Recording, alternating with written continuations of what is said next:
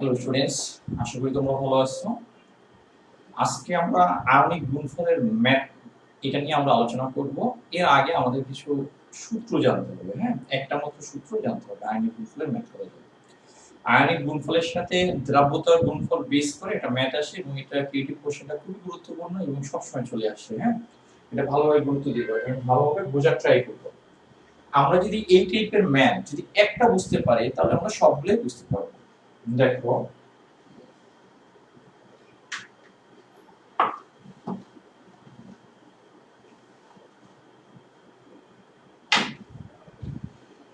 Attention, এটা হচ্ছে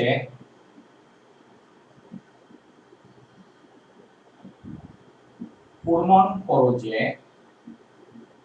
V1 C1 equal to, এটা V1 S1 ও বলতে পারে কোথাও, হ্যাঁ, ইকুয়াল টু V2 C।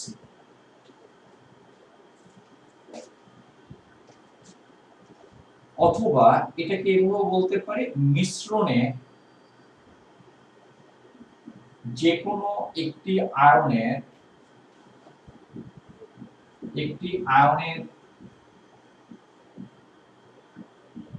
আয়নের ঘনমাত্রা নির্ণয়ের সূত্র।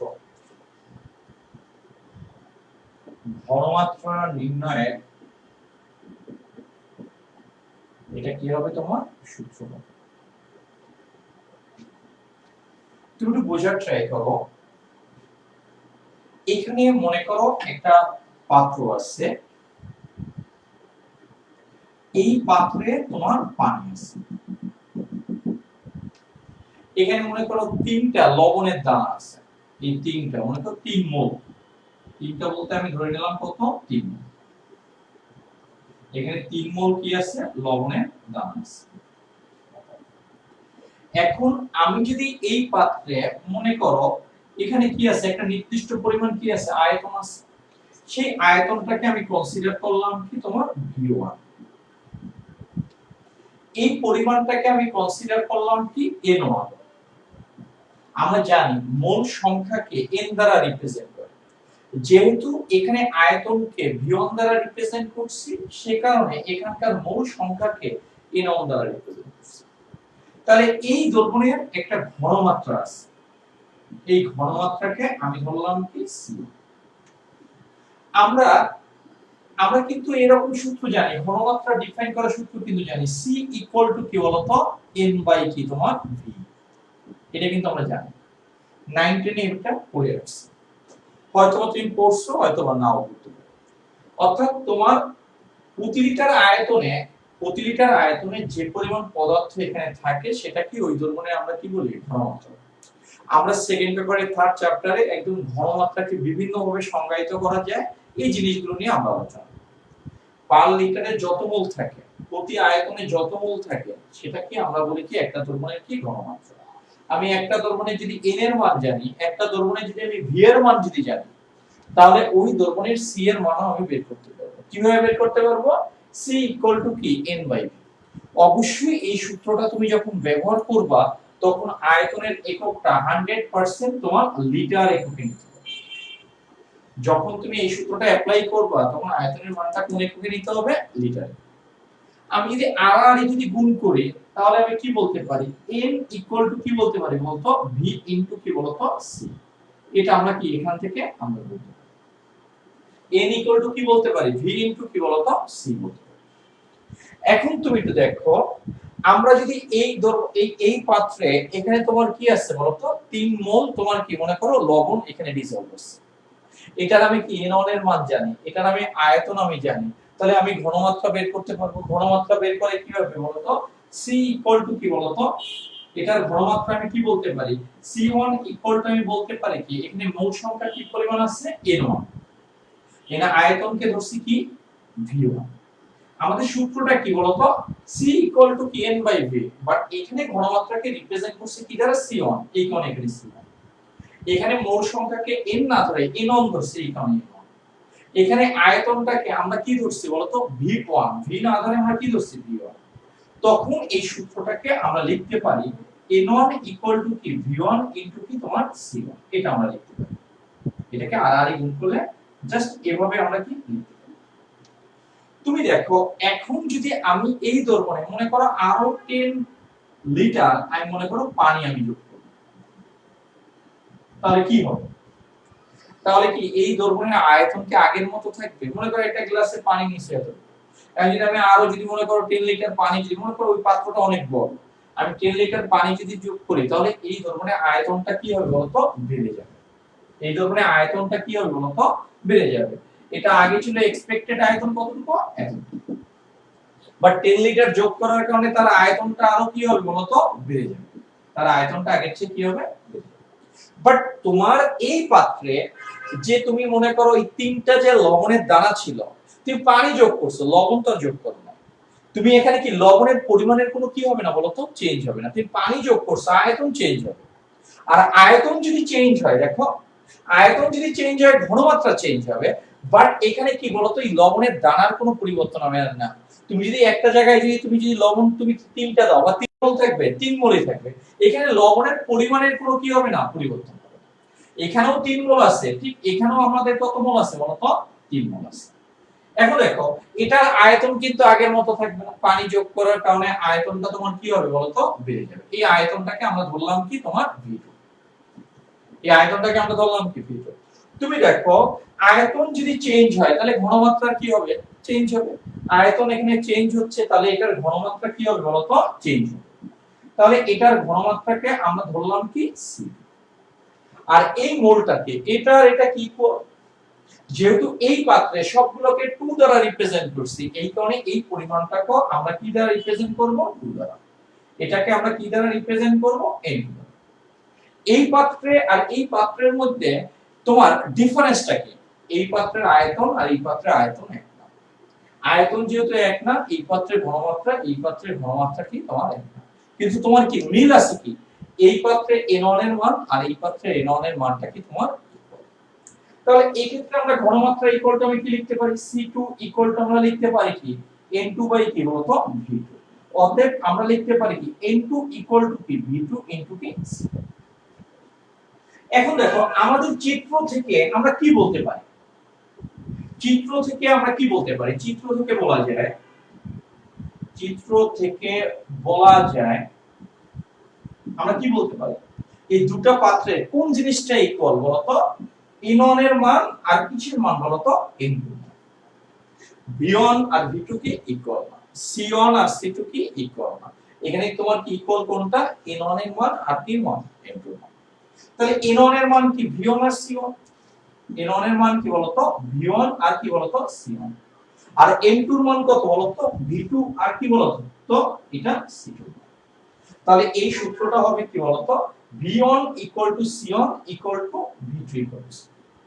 অর্থাৎ v1 এর মান হচ্ছে পানি যোগ করার পূর্বে এটার আয়তন, c1 এর মান হচ্ছে পানি যোগ করার পূর্বে এটার কি ঘনমাত্রা, v2 এর মান হচ্ছে কি বলতো? পানি যোগ করার পর এটার কি আয়তন। তোমার এখানে c2 এর মানটাকে আমরা বলতেছি কি? পানি যোগ করার পর এটার কি তোমার ঘনমাত্রা। এটাকে আমরা এভাবে বলতে পারি। এই পর্যন্ত তুমি বুঝছো কিনা? এর আগে আমি এখানে একটু রিভিউ করি 1 মিনিট।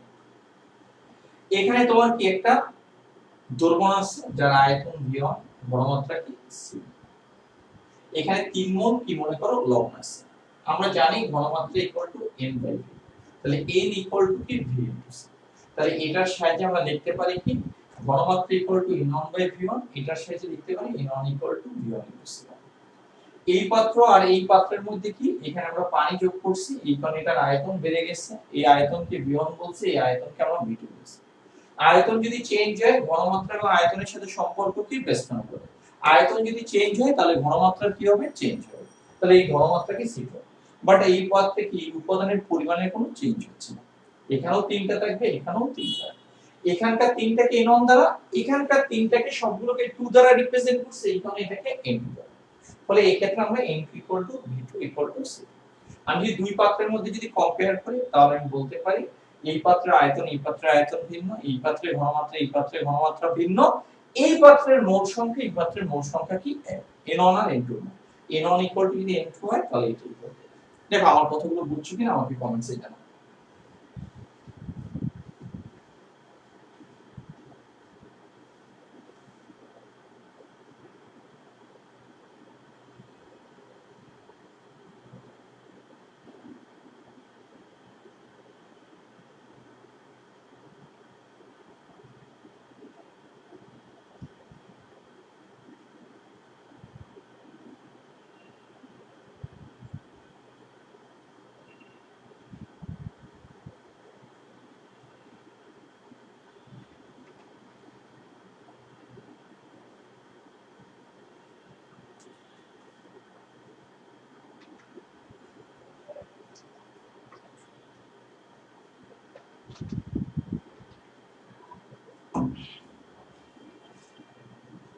ওকে,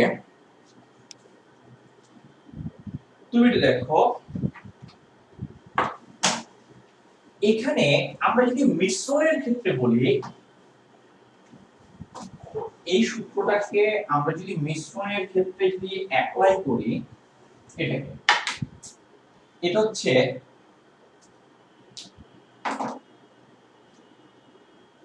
এটা মিশ্রণের ক্ষেত্রে এই V1 এই C1 ইকুয়াল টু কি V2 C2। এখানে V1 কে বলা হবে আদি আয়তন, প্রথম অবস্থায় যে আয়তনটা পাই পানি যোগ করার পর, আর এখানে C1 কে বলা হবে আদি ঘনমাত্রা, এটাকে বলা হবে কি আদি ঘনমাত্রা পানি যোগ করার পর। এটাকে V2 টাকে বলা হবে মিশ্রণের আয়তন। আমি এটা ক্লিয়ার করে দেব তোমাকে, হ্যাঁ, মিশ্রণের আয়তন যখন আমরা ক্যালকুলেশন করব তখন আমি তোমাকে বলবো। আর C2 টাকে আমরা বলি মিশ্রণে ঘনমাত্রা, মিশ্রণে ঘনমাত্রা। দেখো, আমরা যদি মনে করো এই সূত্র থেকে এটাকে আমি ধরলাম 1, এটা থেকে আমি যদি লিখতে চাই, কারণ আমরা কিছু খুব তাড়াতাড়ি একটা ক্যালকুলেশন করতে চাই, এই কারণে একটা জিনিস এস্টাবলিশ করতে চাই। তুমি দেখো 1 নং থেকে আমি কি জানি, V1 C1 ইকুয়াল টু কি বলতো V2 C2।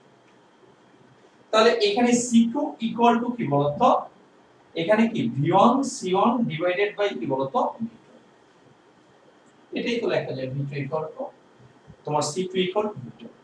তাহলে মিশ্রণের ঘনমাত্রা, এটাকে আমি যদি বাংলায় রিপ্রেজেন্ট করি, মিশ্রণে আমি ঘনমাত্রা যদি শর্টকাটে বের করতে চাই, V1 টা মানে কি আদি আয়তন, মানে বোঝানোর জন্য যদি শর্টকাটে আমি যদি বের করতে চাই, আদি আয়তন ইনটু C1 টাকে কি তার প্রথম অবস্থায় যে ঘনমাত্রা আদি ঘনমাত্রা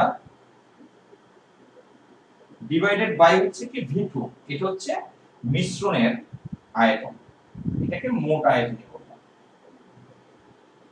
এটাকে মোট আয়তন, এটা লেখা যায়।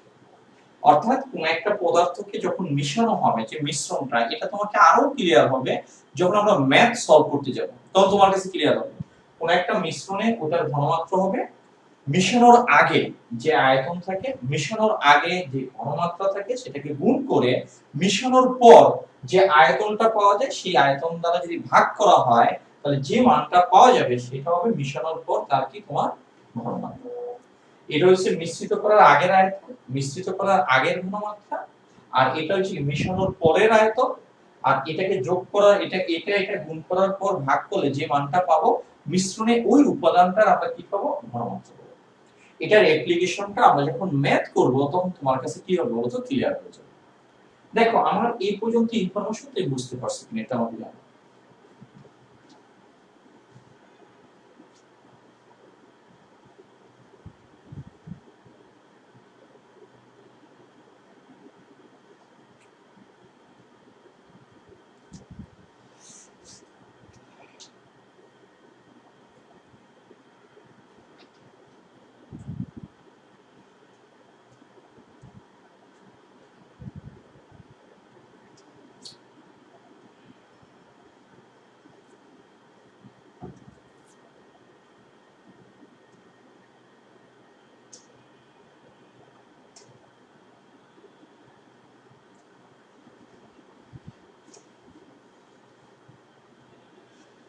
ওকে তানভীর, তুমি যে কোশ্চেন করছো n এর মান, আচ্ছা তুমি মনে করো আমার চিত্র অনুসারে আমি বলি, তুমি একটা গ্লাসে তুমি 1 চামচ চিনি দিছো, হাফ গ্লাস পানি, এখন তুমি কি করলা, তুমি পানি আরো ঢেলে দিলা।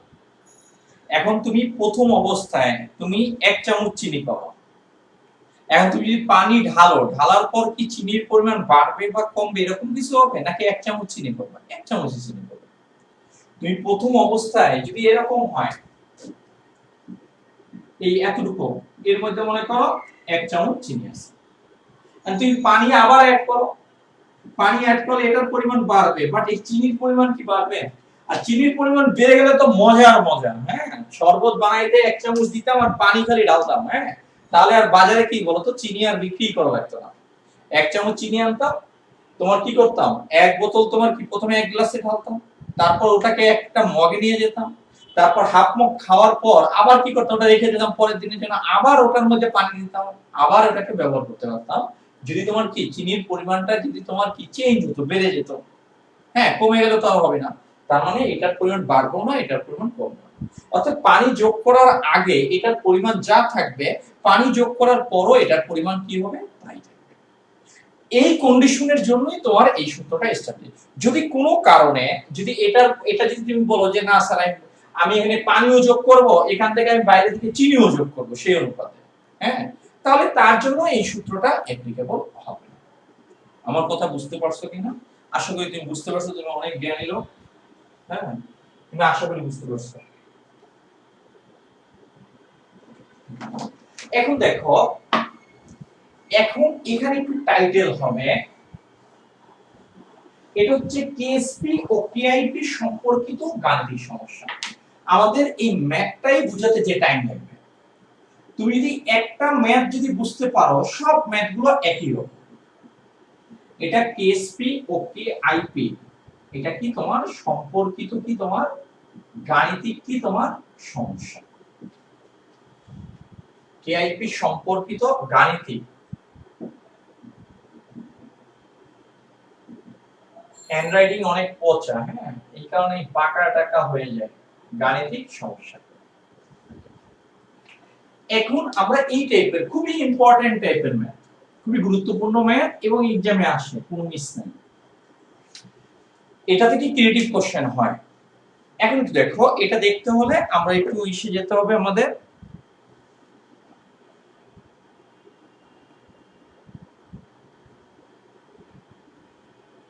আমরা এখানে সবচেয়ে সহজ ম্যাথটা দিয়ে শুরু করব।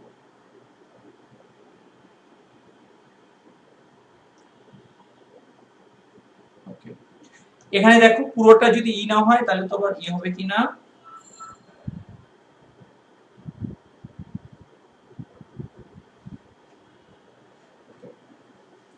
তুমি একটু দেখো এখানে দুটো পাত্র দেওয়া আছে, এখানে এখানে আটটু আমি উপরে নিয়ে যাই, কারণ এখানে বড় না করলে তখন আবার দেখা যায় এই জিনিসটা একটা এসে আসতেছে না।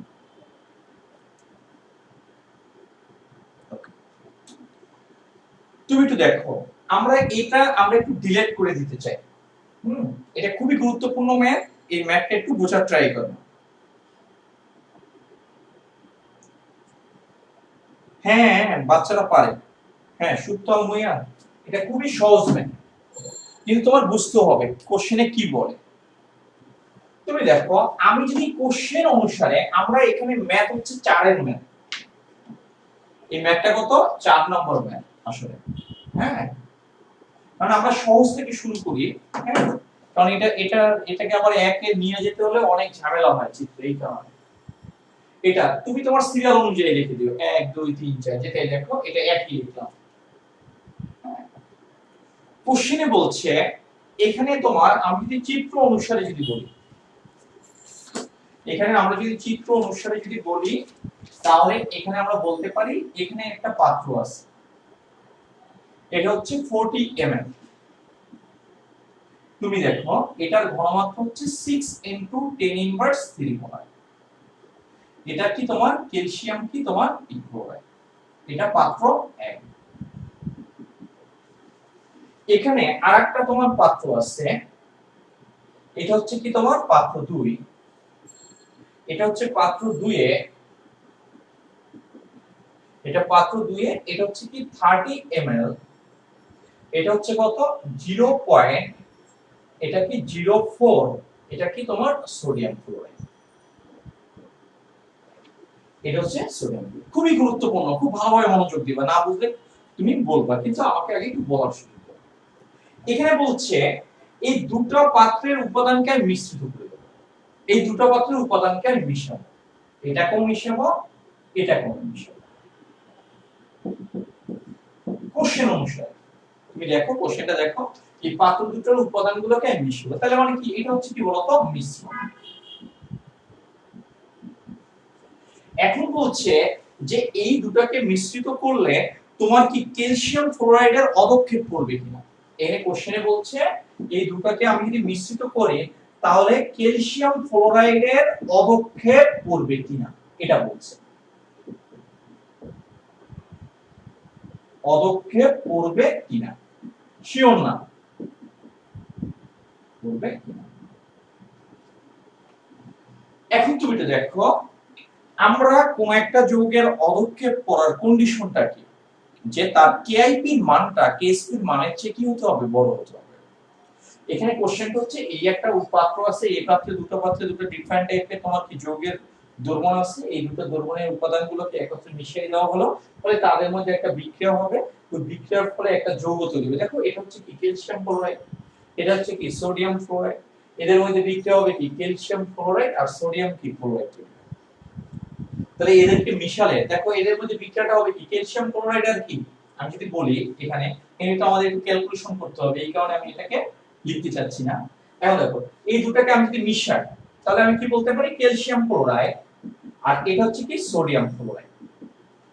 তাহলে তাদের মধ্যে বিক্রিয়াটা কি ক্যালসিয়াম ফ্লোরাইড, এটা প্লাস এটা কি মাইনাস, এটা প্লাস এটা মাইনাস, এটা প্লাস এটা মাইনাস কে ধরবে, এটা কি সোডিয়াম। এখন এটার অদক্ষেপ পড়বে কিনা, এটার অদক্ষেপ পড়বে কিনা এটা তোমার কাছে জানতে চাইবে। এখন অদক্ষেপ পড়বে কিনা, কোন একটা যৌগের অদক্ষেপ পড়বে কিনা সেটা ডিপেন্ড করবে কি ওই যৌগের কেআইপি এবং কেএসপি এর মান দ্বারা। আমরা এই যৌগের কোনটা দ্বারা আমি জানবো বলতো, কেআইপি আর কেএসপি এর মান। যদি এটার কেআইপি এর মান যদি কেএসপি এর মানের চেয়ে যদি বড় হয়, এটার যদি কেআইপি এর মান যদি কেএসপি এর মানের চেয়ে যদি বড় হয় তাহলে অদক্ষেপ পড়বে, আর যদি কেআইপি এর মান যদি কেএসপি এর মানের চেয়ে যদি বড় না হয়, এই কন্ডিশনটাকে যদি স্যাটিসফাই না করে তাহলে আমি কি বলবো যে অদক্ষেপ পড়বে।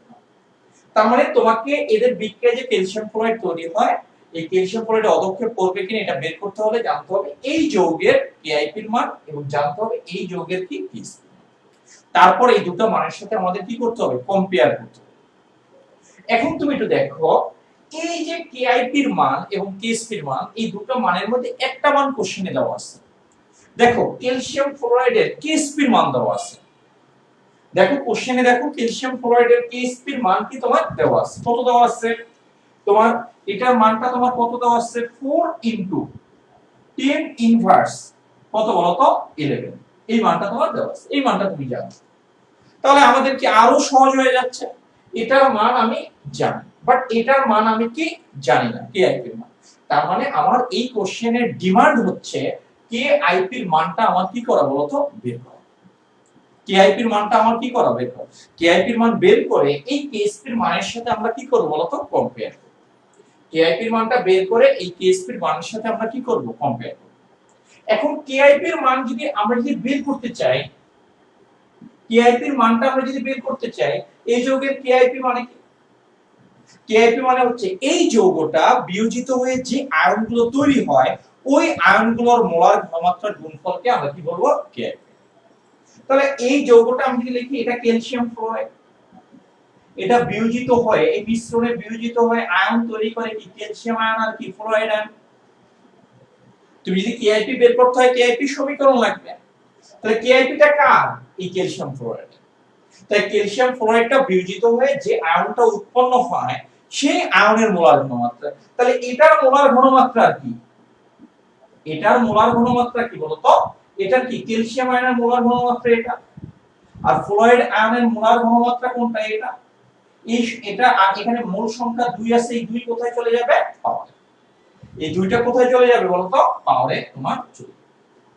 এটা হচ্ছে এই ক্যালসিয়াম ফ্লোরাইডের কেআইপি সূত্র।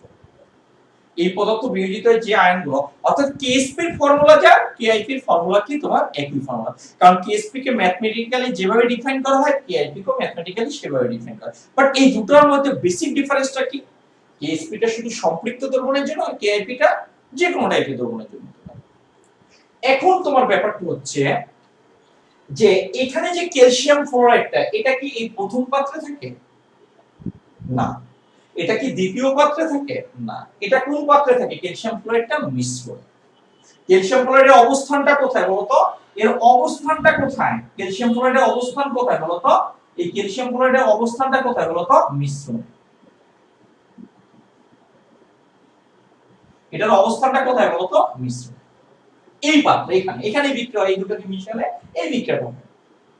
তাহলে এখানে যে আয়নগুলো পাওয়া যায় এটা কোন ক্যালসিয়াম আয়ন? এই পাত্রের ক্যালসিয়াম আয়ন, এই পাত্রে ক্যালসিয়াম আয়ন না, এখানে দুইটা ক্যালসিয়াম আয়ন আছে। একটা হচ্ছে এই পাত্রের ক্যালসিয়াম আয়ন, আর একটা এই দুটাকে মিশালে এই পাত্রেও কি আছে? Calcium ion. এটা কোন ক্যালসিয়াম আয়ন? প্রথম পাত্রের ক্যালসিয়াম আয়ন নাকি মিশ্রণের ক্যালসিয়াম আয়ন? মিশ্রণের। কারণ এই যৌগটা কোন যৌগ? প্রথম পাত্রে পাওয়া যায় নাকি মিশ্রণে পাওয়া যায়? মিশ্রণে পাওয়া যায়। ফলে এটা থেকে যে আয়নটা পাওয়া যাবে সেটা কোন আয়নকে হবে? এই মিশ্রণে ক্যালসিয়াম আয়ন। এটা কি মিশ্রণ। এটা কোন F মাইনাস? এই পাত্রের F মাইনাস নাকি তোমার কি বলতো? মিশ্রণের F মাইনাস। মিশ্রণে, কারণ ক্যালসিয়াম ফ্লোরাইডটা পাওয়া যাচ্ছে কোথায় বলতো? মিশ্রণে। ফলে এখানে কি তোমার মিশ্রণের, এটা কি বলতো? মিশ্রণের কি বলতো? F minus. এটা কি মিশ্রণের F মাইনাস। তার মানে এই পাত্রে ক্যালসিয়াম আয়ন আছে বাট ওই ক্যালসিয়াম আয়ন এটা না। এই পাত্রে F মাইনাস আছে বাট এই F মাইনাস কি এটা না। এটা আমাকে বের করতে হবে মিশ্রণে ক্যালসিয়াম আয়নের কি ঘনমাত্রা, আমাকে বের করতে হবে মিশ্রণে F মাইনাস এর ঘনমাত্রা। ওই ঘনমাত্রার মান আমি এখানে বসাই দেব, বসাই দিয়ে আমি KF এর মানটা আমি বের করব। এটা কি বলতো? এটা এখানে যে ক্যালসিয়াম আয়নটা আছে সেটা কোনটা বলতো? এটা আদি অবস্থায় ক্যালসিয়ামের মান আছে। যখন আমি এটাকে মিশাই নেই, যখন এটাকে আমি মিশ্রিত করে নেই, ওই অবস্থায় ক্যালসিয়াম আয়ন আছে। আর যখন আমি এটাকে মিশাচ্ছি ওই অবস্থায় ক্যালসিয়াম আয়নের ঘনমাত্রা আমাকে বের করতে হবে। কিভাবে বের করব আমি সেটা বলে দেব। এখন এই অবস্থায় কি আমার ক্যালসিয়াম আয়নে যখন আমি মিশাবো, এটা কোন অবস্থায়? যখন আমি এটাকে মিশানো হয় না, মিশ্রিত অবস্থার আগে, মিশ্রণের পূর্বে অর্থাৎ আদি অবস্থায় এখানে আছে কি বলতো? F মাইনাস এর কি তোমার ঘনমাত্রা। এখন দেখো এই পর্যন্ত আমরা বুঝছি কিনা একটু কমেন্টসে আমাকে জানাও, তারপর আমরা ম্যাথ করব, আরো বুঝাবো, এখনো হয় নাই।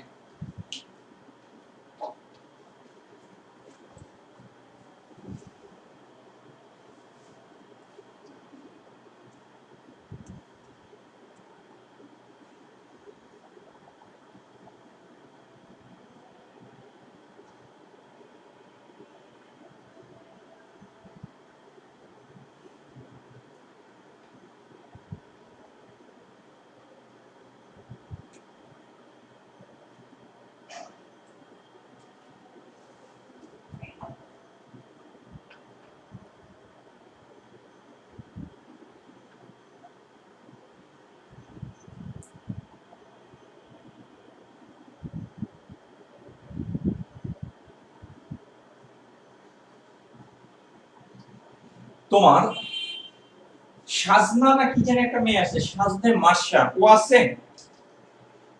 সাজনে মার্শা এরকমই মনে হয় আইডিটা।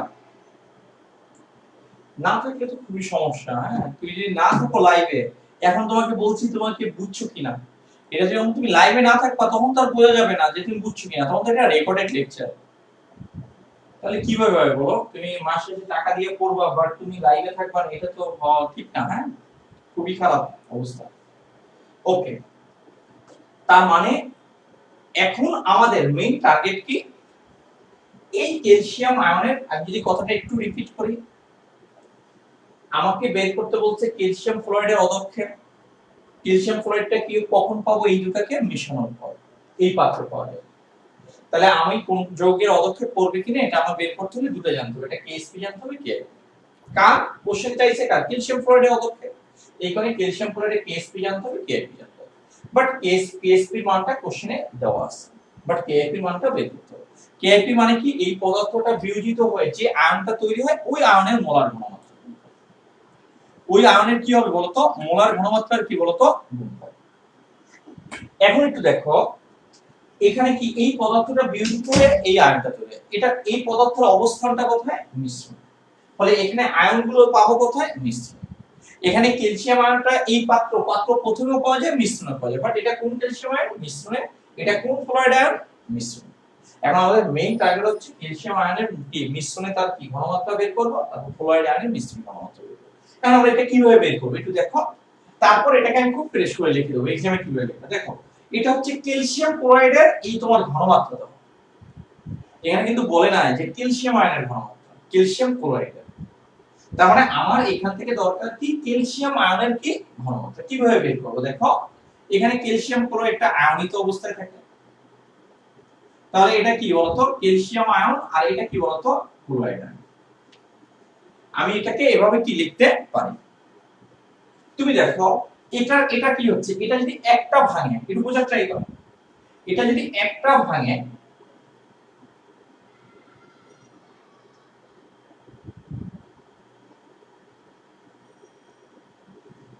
ওকে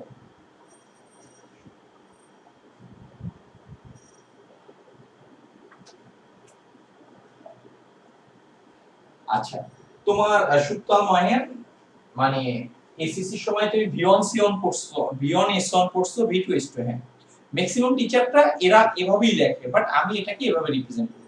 তোমাকে আমি বলছি ঘনমাত্রাকে S দ্বারা রিপ্রেজেন্ট করা যায়, C দ্বারা রিপ্রেজেন্ট করা যায়, ক্যাপিটাল M দ্বারা রিপ্রেজেন্ট করা যায়, থার্ড ব্র্যাকেট দ্বারা রিপ্রেজেন্ট করা যায়। তুমি এটাকে S দ্বারাও বলতে পারো, এটাকে C দ্বারাও বলতে পারো, হ্যাঁ। এখন দেখো আমাদের মেইন ফরম্যাটটা হচ্ছে, আমার দরকার কি, কোশ্চেনের ডিমান্ড কি ক্যালসিয়াম আয়নের আগে জানতে হবে, মিশানোর আগে ক্যালসিয়াম আয়নের ঘনমাত্রা। দেখো এটা যদি ভেঙে যায়, তাহলে একটা ক্যালসিয়াম আয়ন তৈরি হয়, এটা তৈরি হয় তার ডাবল। এটা যে পরিমাণ ভাঙবে সেটা এটা সেই পরিমাণ তৈরি হবে, এটা তৈরি হবে তার ডাবল। তাহলে এটা আছে কি পরিমাণ 6 * 10 ইনভার্স কত 3। তাহলে এটা উৎপন্ন হবে কত, এটা যে পরিমাণ আছে ঠিক এটা সেই পরিমাণ উৎপন্ন হবে, এটাও হবে কত 6 * 10 ইনভার্স 3। তাহলে এটা উৎপন্ন হবে কি তার ডাবল, এটা হবে কি তার ডাবল 2 * 6 * 10 ইনভার্স কি। এই ঘনমাত্রাটা কিসের বলতো, এটা ক্যালসিয়াম আয়নের কি বলতো আদি আয়তন। আদি আয়তন বলতে কোন আয়তনটাকে বোঝানো হয়েছে, তাকে মিশানোর পূর্বে আয়তন। তুমি এটা দেখো, এটা বোঝার ট্রাই করো, এখানে তোমার কি আছে 40, বোঝার ট্রাই করো, আর এখানে মিশাচ্ছি কত 30। তাহলে মিশ্রণের টোটাল আয়তনটা কত দেখো তো, এখানে মিশ্রণের মোট আয়তনটা কত দেখো তো। আমি যদি এটা একটু এই পাশ থেকে লিখি না, এটা জায়গা হচ্ছে না। এখানে মিশ্রণের মোট আয়তনটা কত দেখো তো, মোট আয়তনটা কত 40 প্লাস কত 30 ইকুয়াল টু কত হবে 70। মানে জায়গায় হয় না, এটা হচ্ছে সমস্যা। ওকে, এটা কত, মিশ্রণের মোট আয়তনটা কত 40 প্লাস 30 ইকুয়াল টু কত বলো তো 70। এটি হচ্ছে মিশ্রণের টোটাল আয়তন। এখন আমি ক্যালসিয়াম আয়নের আদি আয়তন জানি, এটা কি ক্যালসিয়াম আয়নের, সরি এটা কি ক্যালসিয়াম আয়নের মোলার, তো এটা কি ক্যালসিয়াম আয়নের কি ঘনমাত্রা, আদি ঘনমাত্রা। আমি দেখো এই ক্যালসিয়াম আয়নের আদি আয়তন কত 40। এটা ক্যালসিয়াম আয়নের কোন আয়তন বলতো, আদি আয়তন, এই পাত্রের আয়তন আদি আয়তন। এখান থেকে কত এমএল আসতেছে 40 এমএল, আর এইখান থেকে আসতেছে কত এমএল 30 এমএল। এটা কি বলতো ক্যালসিয়ামের কোনটা আয়তন বলতো, আদি আয়তন। আর এই 30 ml টা কার বলতো, F মাইনাস এর কি হবে বলতো, আদি আয়তন। এখন দেখো আমি মিশানোর আগে ক্যালসিয়াম আয়নের, এখানে দেখো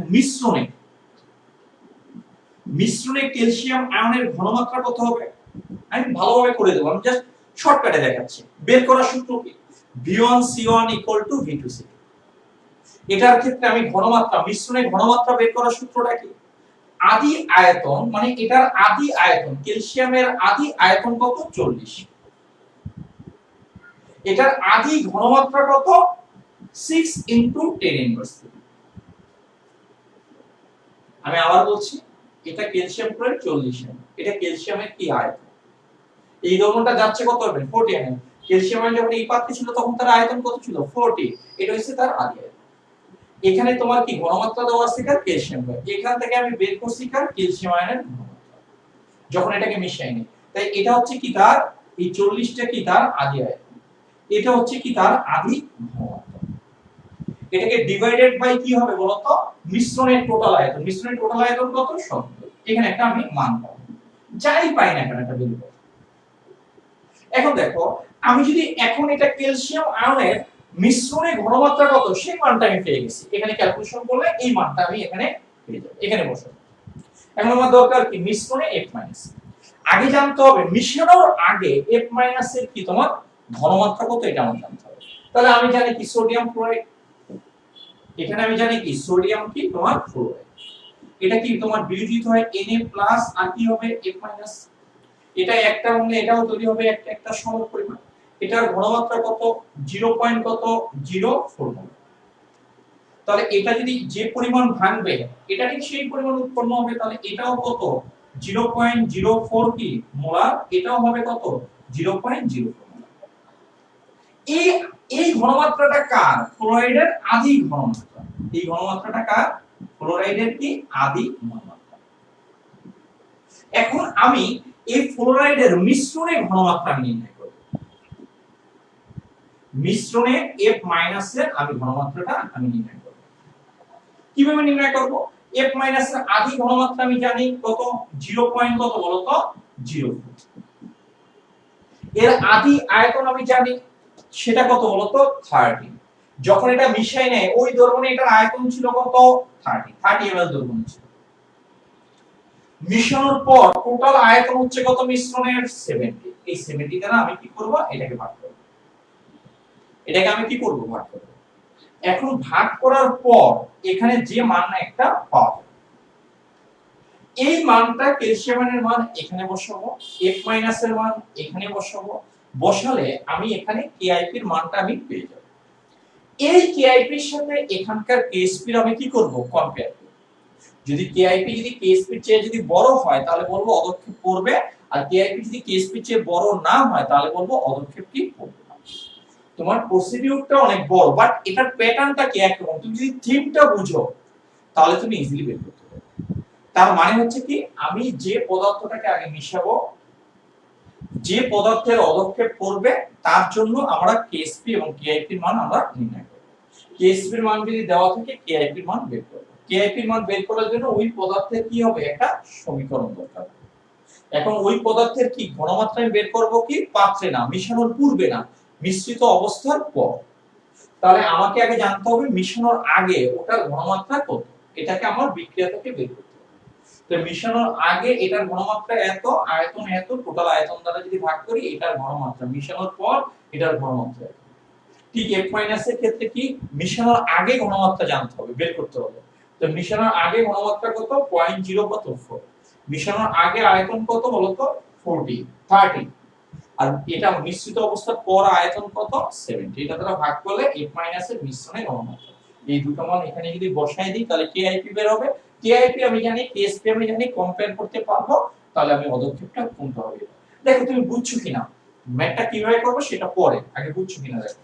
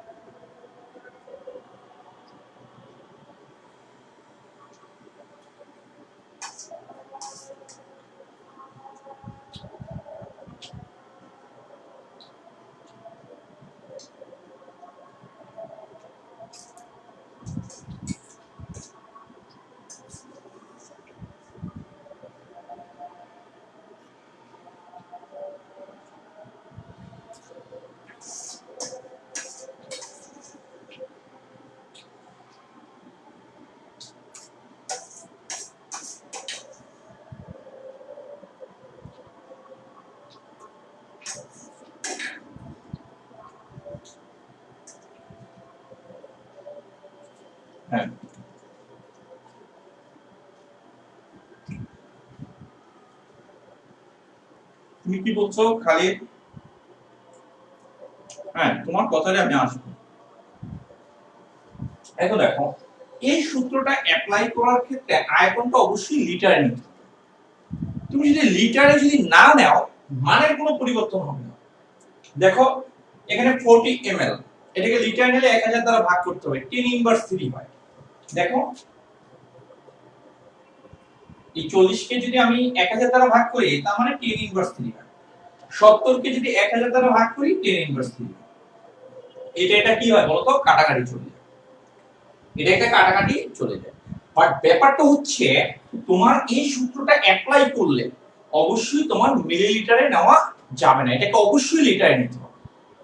আমি কেন প্রথমে লিখিনি, কারণ এটাকে আবার যদি বলি অনেকে বুঝতে একটু কষ্ট হবে, আমি এটা পরে বলে দেবো, এটা আমি চিন্তা করছি।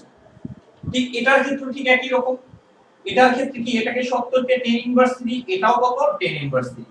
এটার মানের কোনো কি হবে না বলতো? পরিবর্তন। লিটার নিয়েও করলেও মান যা আসবে, মিলিলিটার নিলেও মান হবে, কারণ কি উপরেও আয়তন আছে নিচেও আয়তন আছে। বাট মেথড ভুল হবে মিলিলিটার নিয়ে করলে।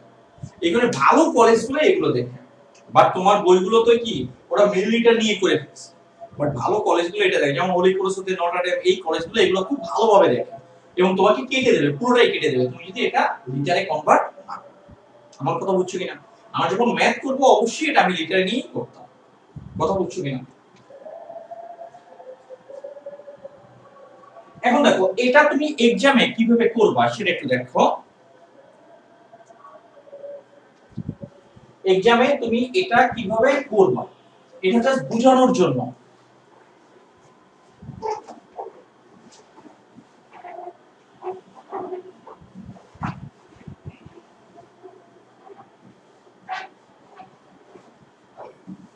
একটা ম্যাথ করতে এটা অনেক টাইম চলে যায়। হ্যাঁ, একটা ম্যাথ বুঝলে পরে কোনো সমস্যা হয় না। আশা করি এটা দেখো, এটা হচ্ছে এক, আমাদের সিরিয়াল অনুযায়ী, মানে কোশ্চেনের নাম্বার অনুযায়ী না। এটা হচ্ছে দ্রবণে, কোশ্চেনটা হচ্ছে দ্রবণে ক্যালসিয়াম ক্লোরাইড,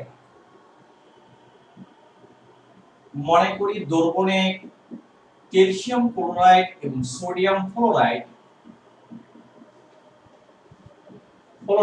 নিম্ন রূপে আয়নিত থাকে, একবারে পারফেক্ট ভাবে করে দেবো আমরা, যেটা কোনো টিচাররাই কাটবে না। হ্যাঁ, শর্টকাটও করা যায়, হ্যাঁ অনেক বড় হয়ে যায়, অনেক টিচাররা দেখবে এটা শর্টকাটে করে দিচ্ছে, বাট অন্য জায়গায় অ্যাপ্লাই করলে অনেক টিচাররা এর জন্য ইনফরমেশন কম থাকার কারণে তোমাকে কেটে দিবে। এটা আমাদের করা দরকার, আমরা ডিটেইলসই করব, কারণ ম্যাথটা খুব সহজ বাট করার পদ্ধতিটা অনেক বড়। এটা হচ্ছে ক্যালসিয়াম ক্লোরাইড, এটা হচ্ছে ক্যালসিয়াম আয়ন, আর এটা কি তোমার ক্লোরাইড। তুমি জানবা যে আমার কোন আয়নের ঘনমাত্রা দরকার, সেটা তোমার অদক্ষে পড়বে কিনা সেটা দ্বারা তুমি বুঝতে পারবে। এখন দেখো, ক্যালসিয়াম ক্লোরাইডের ঘনমাত্রার মান তোমার দেওয়া আছে কত, 6 ইনটু 10 ইনভার্স কত 3 মোলার। এটার মান কত, 6 ইনটু 10 ইনভার্স কত 3। বাট এটার মান কত হবে, 2 ইনটু 6 ইনটু 10 ইনভার্স কত 3। বাট এই মানটা নিয়ে আমার কোনো কাজ না, এটা ইকুয়েশনের জন্য দরকার চলে আসছে, বাট এটা নিয়ে কাজ না, কাজ করবে ক্যালসিয়াম। এবং সোডিয়াম ক্লোরাইডের কথা যদি আমি বলি, এটা সোডিয়াম ক্লোরাইড, এটার ক্ষেত্রে আমরা যদি বলি এটা Na+ আর এটা কি হবে H-। এখন তুমি একটু দেখো, সোডিয়াম ক্লোরাইডের ঘনমাত্রা আমি যদি বলি, এটা হচ্ছে 0.04 মোলার, এটাও 0.04 মোলার, আর এটাও কত 0.04 মোলার। এটা আমরা পেয়েছি। প্রত্যেকটা এই দুটো আয়ন লাগবে, এই দুটো আয়নের আদি অবস্থায় মিশনের আগে এদের ঘনমাত্রা আমরা পেয়ে গেছি। এখন আমরা মিশাবো। হ্যাঁ, তাহলে এখানে উদ্দীপকের দ্রবণ দুটিকে,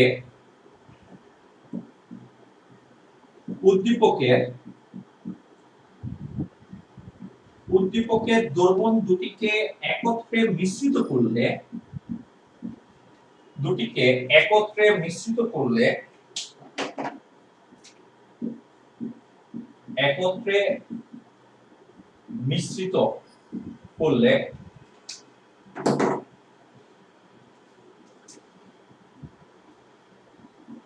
এটা একত্রে মিশ্রিত করলে এখানে মিশ্রণে মিশ্রণে কি হবে একটু দেখো, মিশ্রিত করলে মিশ্রণে, এখানে মিশ্রণে লিখে দিই, এটা মিশ্রণ, এটা হচ্ছে আমরা ক্যালসিয়াম আয়নের ক্ষেত্রে আমরা মনে করো এটা ক্যালকুলেশন করতেছি। ক্যালসিয়াম আয়নের ক্ষেত্রে আমরা কি বলতে পারি, এটা V1 C1 ইকুয়াল টু কি বলতো V2 C2। তাহলে এখানে কি ক্যালসিয়াম আয়নের ক্ষেত্রে এখানে আমরা V1 এর মান কত, V1 এর মান কত ক্যালসিয়াম আয়নের ক্ষেত্রে আদি অবস্থায় কত 40 ml, এটা 40 ইনটু কত 10 ইনভার্স 3। আমরা এটা একদম টোটাল এটাই করে দিলাম আদি আয়তন, এটা আদি আয়তন, এটা হচ্ছে কি V1 ইকুয়াল। এটা দেখো আদি ঘনমাত্রা, এটা কি আদি ঘনমাত্রা, এটা C1 ইকুয়াল টু কত 6 ইনটু 10 ইনভার্স 3, এটা এখন হবে। তুমি এটা দেখো মিশ্রণের মোট আয়তন, মোট আয়তন এটা কি V2 ইকুয়াল টু কত 40 প্লাস 30 ইকুয়াল টু আমরা কি করব 10 ইনভার্স 3, 1000 দ্বারা ইকুয়াল, তাহলে এটা কত হবে 70 ইনটু 10 ইনভার্স 3। তাই মিশ্রণে আমরা ক্যালসিয়াম আয়নের ঘনমাত্রা আমরা বের করতে চাই, এটা মিশ্রণে ক্যালসিয়াম আয়নের কি ঘনমাত্রা, এটা মিশ্রণে ক্যালসিয়াম আয়নের ঘনমাত্রা কত, মিশ্রণে ঘনমাত্রা এটা ইকুয়াল টু আমরা ধরলাম কত C2 আমরা বের করতে চাই। তাহলে এখানে C2 ইকুয়াল টু আমরা কি বলতে পারি V2 V1 C, যেটাকে আমরা শর্টকাটে বুঝলাম। এখন V1 এর মান কত 40 ইনটু 10 ইনভার্স কত, এটা দেখো 40 ইনটু 10 ইনভার্স 3 ইনটু C1 এর মান কত 6 ইনটু 10 ইনভার্স 3, আর এখানে V2 এর মানটা কত 70 ইনটু 10 ইনভার্স 3। এখন দেখো এই দুটোকে ক্যালকুলেশন করলে কত মান আসে একটু বলো তো, কত মান আসে,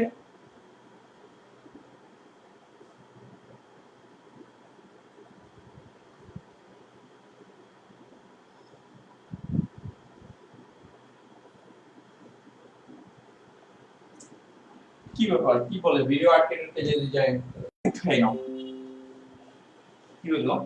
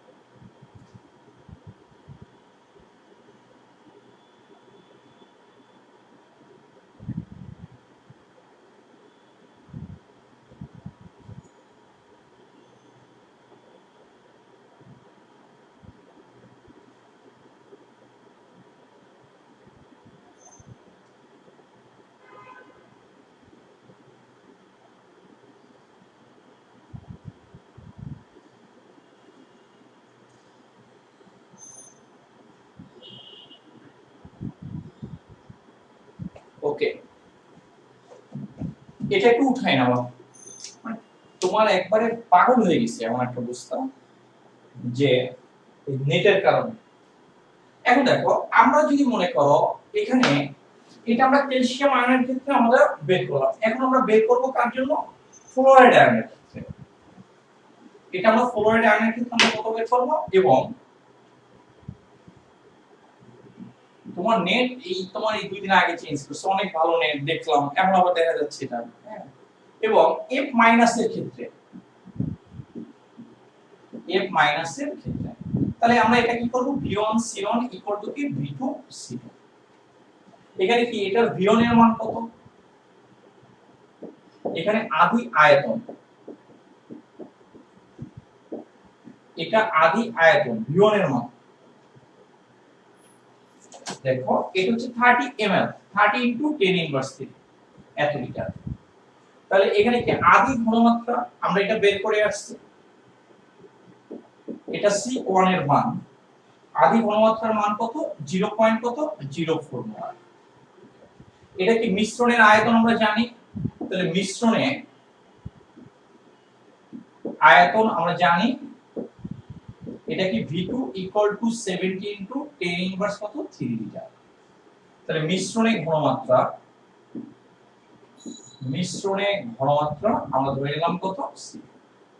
তাহলে এখানে আমরা C2 এর মানটা বের করি, এটা কত V1 C1 divided by V2। V1 এর মান কত, এটা 30 ইনটু কত 10 ইনভার্স কত 3। C1 এর মান কত 0.04। এখানে V2 এর মান কত 70 ইনটু 10 ইনভার্স 3। এটা দেখো এটা ভ্যালু কত আসে, এটার ভ্যালু কত আসছে একটু দেখো, 30 মাইনাস কত 3 ইনটু 0.04 ডিভাইডেড বাই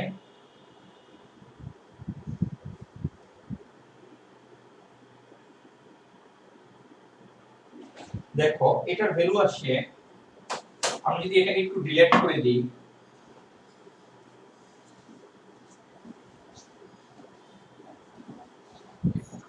এটা কি তোমার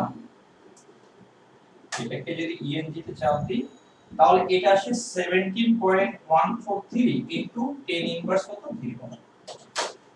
এটা আমরা F মাইনাস এর ঘনমাত্রা পেয়ে গেছি। তাহলে এখানে বলবো যে মনে করি মিশ্রণে ক্যালসিয়াম ক্লোরাইড নিম্নরূপে বিয়োজিত হয়ে সাম্য অবস্থায় থাকে। তুমি যদি টোটাল থিম না বুঝো তাহলে কিন্তু এত বড় ম্যাথ তুমি করতে পারবে না, হ্যাঁ তোমার কাছে অনেক কমপ্লেক্স মনে হবে। বিয়োজিত হয়ে সাম্য অবস্থায় থাকে,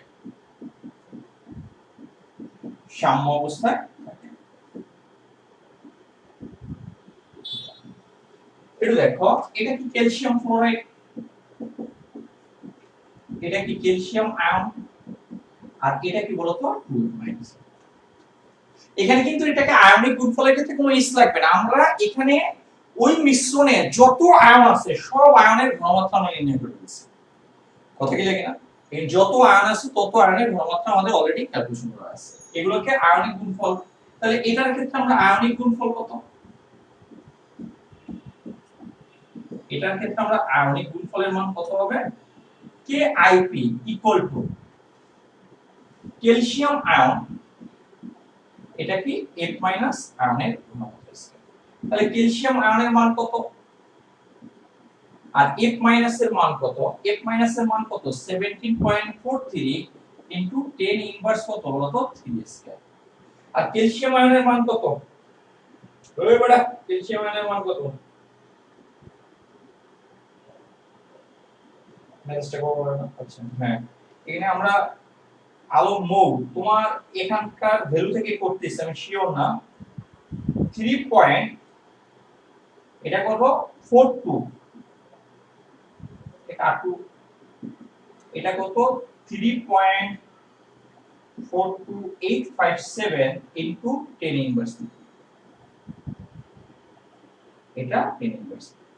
এটাকে মাল্টিপ্লাই করো, এটাকে মাল্টিপ্লাই করলে কত ভ্যালু আসে, এটাকে মাল্টিপ্লাই করলে এটা অ্যানসার, এটা ইনটু 3.42857 মাইনাস 3, তাহলে এটার ভ্যালু আসে কত 1.0076 ইনটু 10 ইনভার্স কত 6, এটা ভ্যালু আসে।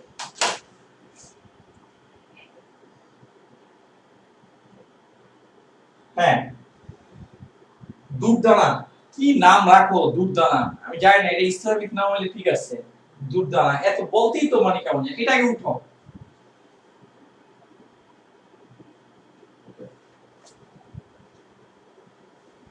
এখন একটু দেখো, এখন আমরা ক্যালসিয়াম ফ্লোরাইডের কেএসপি দেখব। ক্যালসিয়াম ফ্লোরাইডের দেওয়া আছে, ক্যালসিয়াম ফ্লোরাইডের কেএসপি কত, এখানে কত বলতো দেওয়া আছে ক্যালসিয়াম ফ্লোরাইডের পিএসপি কত ভ্যালু দেওয়া আছে 4 ইনটু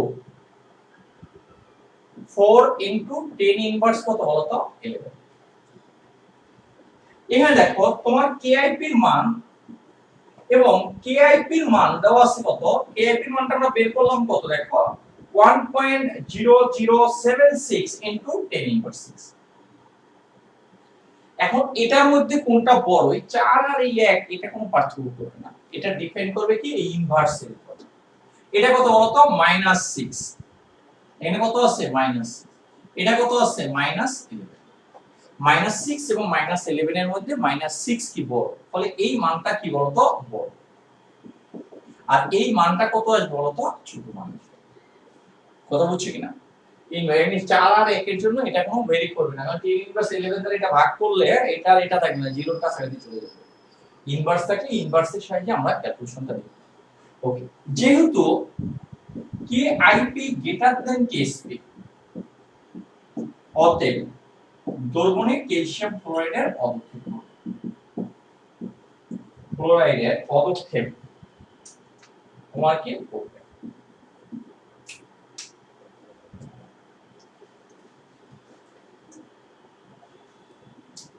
পদক্ষেপ এটা কি হবে ক্যালসিয়াম ফ্লোরাইডের পদক্ষেপ। এই পর্যন্ত তুমি বুঝতে পারছো কিনা আমাকে কমেন্টসে জানাও, এটাই আনসার হবে।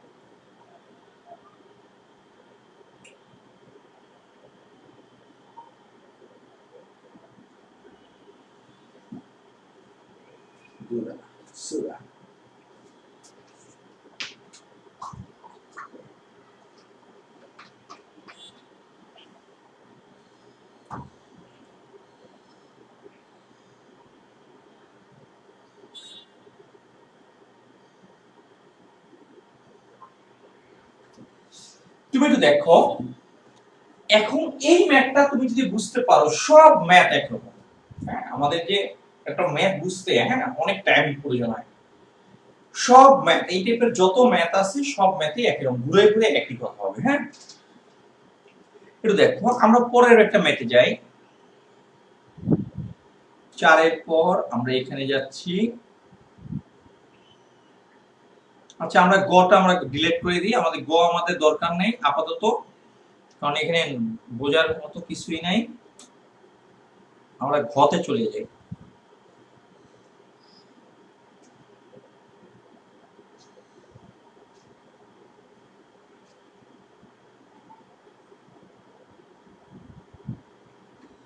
ঠিক একই রকম দেখো, এটা আমাদের দ্বিতীয় ম্যাথ, পুরো একই রকম ম্যাথ। হ্যাঁ,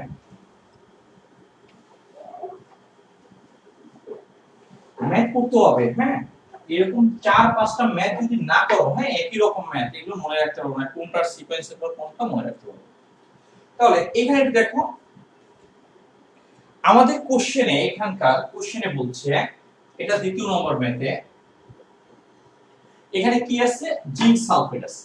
দেখো পরের ম্যাথগুলো দেখবা মানে করা ঘুরানো পুরানো আছে, পরের দুটো ম্যাথে এটা কি তোমার জিঙ্ক সালফেট আছে। এটার ঘনমাত্রা কত 6 ইনটু কি 10 ইনভার্স 4। এটা কত ml আছে 50 ml আছে। এটা কোন পাত্র? এখানে কি আছে? সোডিয়াম হাইড্রোক্সাইড আছে। এটা হচ্ছে সোডিয়াম হাইড্রোক্সাইড। এটা কোন ঘনমাত্রার দ্রবণ? 0.05 এত।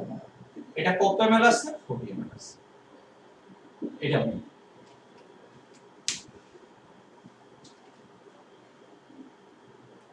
একটু দেখো, আমরা এই দ্রবণটাকে আর এই দ্রবণটাকে মিশাচ্ছি এই পাত্রে। এটা A+, B। তার মানে এটা কি হবে বলতো? মিশ্রণ। তাহলে তোমাকে অদক্ষেপ করবে কিনা, কার অদক্ষেপ বলছে? আমরা যদি ম্যাথটাকে একটু যদি দেখি, একটু দেখো ম্যাথটাকে। ওকে, ম্যাথটা একটু দেখো, মজার আছে যে এটাকে আর এটাকে মিশাবো, কোনো অদক্ষেপ করবে কিনা। আগের ম্যাথে কিন্তু তোমাকে বলে দিচ্ছে যে ক্যালসিয়াম ফ্লোরাইডের অদক্ষেপ করবে কিনা, বাট এই ম্যাথে কিন্তু তোমাকে বলে নাই যে কার অদক্ষেপ করবে। এখানে দেখো, এটা যদি আমরা যদি মিশাই, এটা কি জিঙ্ক সালফেট, এটা কি বলতো? Sodium hydroxide. এটা এই পাশ থেকে দেখি, এটাকে আমরা যদি মিশাই তাহলে জিঙ্ক সালফেট, এটা কি তোমার সোডিয়াম হাইড্রোক্সাইড। তাহলে এটা ধনাত্মক, এটা কি ঋণাত্মক? এটা কি জিঙ্ক Z10OH। আর এখানে কি সোডিয়াম, আর এটা কি হবে? Sodium sulphate. তুমি দেখো আগের কোশ্চেনে আমাদের করতে খুব সুবিধা হয়েছে যে বলছে ক্যালসিয়াম ফ্লোরাইডে অদক্ষেপ করবে কিনা, বাট এই ম্যাথের ক্ষেত্রে বলে নাই যে আসলে কার অদক্ষেপ করবে। এখন কি তুমি দুটার সাহায্যেই করবা, যে এটার কেএসপি আর কেআইপি বের করবা, তারপর কম্পেয়ার করবে, এটার কেএসপি এবং কেআইপি করবা, তারপর বের করবে, এরকম কিনা নাকি অন্যরকম? কোশ্চেনে এই উৎপন্ন যৌগের যার কেএসপি দেওয়া থাকবে, দেখো উৎপন্ন যৌগে দেখো কোশ্চেনে জিঙ্ক হাইড্রোক্সাইডের কেএসপি দেওয়া আছে, দ্রাবকতা গুণফল দেওয়া আছে। দেখো কত দেওয়া আছে? 1 * 10^7। দেখো সোডিয়াম সালফেটের কি তোমার কেএসপি দেওয়া নাই, তার সম্পৃক্ত অবস্থায় এর কেএসপি দেওয়া নাই। তুমি যদি এটা যদি কেএসপি যদি না জানো, তাহলে তুমি কি কেআইপি বের করে কম্পেয়ার করবা কিভাবে? যেহেতু তুমি এটার কেএসপি জানো, এটার কেএসপি নো, এটার কেএসপি কি বলতো? নো, এটা তুমি জানো, বাট এটার কেএসপি কি তোমার কাছে আননোন। এটার কেএসপি কি আননোন, এটা তুমি জানো না। যে কেএসপিটা তুমি যার কেএসপি জানবা, তারই তুমি কি করবা বলতো? কেআইপি বের করবা। বাট এটা যদি আমি কেআইপি যদি বের করি, তাহলে কোনো লাভ হবে না, কারণ তুমি কেএসপি জানো না, তাহলে কেআইপির সাথে কম্পেয়ার করবা কিভাবে? আর কেএসপি যদি জানতে হয়, তাহলে সম্পৃক্ত একটা দ্রবণ ওই অবস্থায় থাকতে হবে। তার মানে ব্যাপারটা হচ্ছে, যদি কোশ্চেনে যদি বলে যদি না দেয় যে কার অদক্ষেপ কি বের করতে হবে, তাহলে বুঝতে হবে যে ওই কোশ্চেনে যে যৌগের উৎপন্ন এদিকে না, উৎপন্ন যে যৌগের কেএসপি দেওয়া থাকবে, সেই যৌগেরই আমরা কেআইপি বের করব।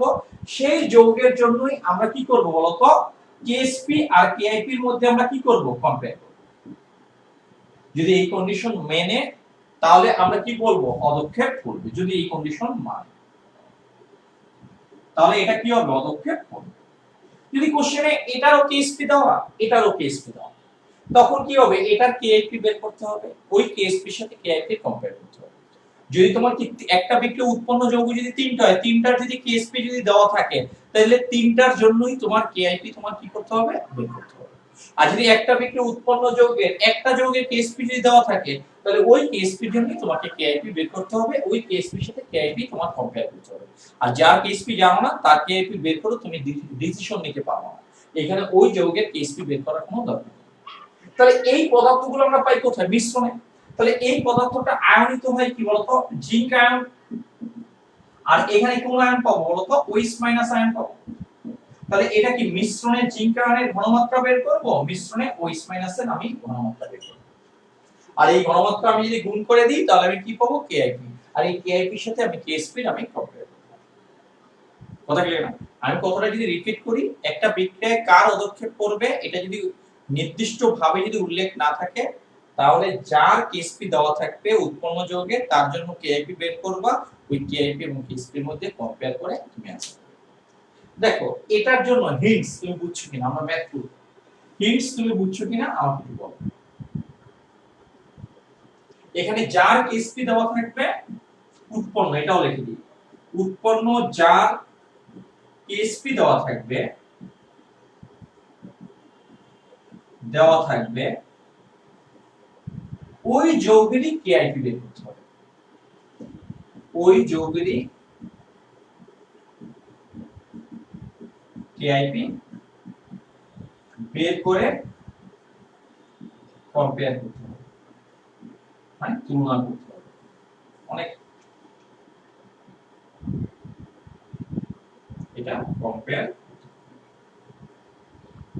ওকে, কার কোনো ডাউট আছে কিনা এটা বুঝায় আমাকে একটু কমেন্টস করুন।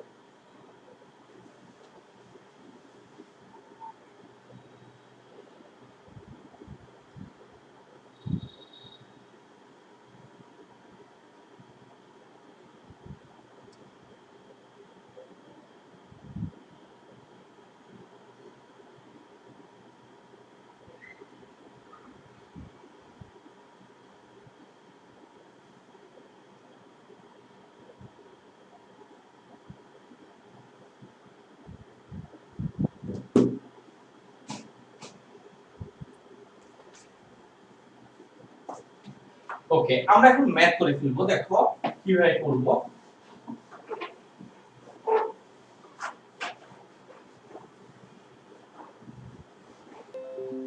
আমরা এটা ম্যাথ করে ফেলব, এটা অ্যানসারটা।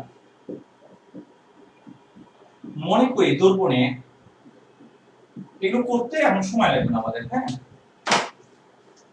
মনে করি দর্পণে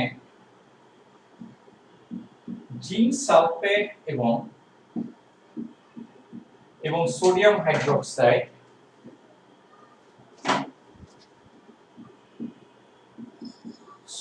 হাইড্রোক্সাইড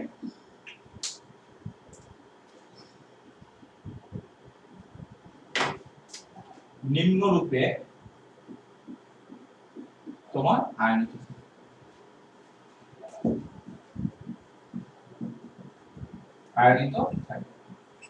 তাহলে আমাকে বের করতে হবে কি জিঙ্ক, আর এখান থেকে বের করতে হবে কোনটা ওইস, কিন্তু জিঙ্কের আগে ঘনমাত্রাটা বের করে নিতে হবে। তাহলে এটা কি জিঙ্ক সালফেট, এটা কি জিঙ্ক সালফেট, এটা কি তোমার জিঙ্ক আয়ন, আর এটা কি সালফেট আয়ন। এটার ক্ষেত্রে এটার ঘনমাত্রা কত 6 * 10 ইনভার্স কত 3 মোল। এটার ক্ষেত্রে আমরা কি বলতে পারি যে এটা একটা ভাঙলে এটা একটা একটা তৈরি হয়, তাহলে এটা যে পরিমাণ ভাঙবে এটা সেই পরিমাণ তৈরি হবে। এটাও কি 6 * 10 ইনভার্স 3। বাট এটা নিয়ে কাজ, আমাদের কাজ নেই। এবং সোডিয়াম হাইড্রোক্সাইডের ক্ষেত্রে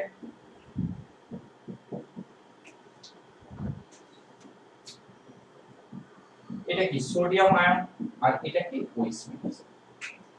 মার্কার পেন এখন কাজই করে না, বুঝছো। তাহলে এটার ক্ষেত্রে ঘনমাত্রা কত, এটা 0.05 কি মোল। এটার ক্ষেত্রে কি একটা একটা, এটা 0.05 কি মোল, এটাও কত 0.05। তাহলে আমার কাজ কি ওইস মাইনাস, এই ওইস মাইনাস আর কি জিঙ্ক। এখন দেখো আমরা উপরে একটা ডিলিট করে দিতে চাই,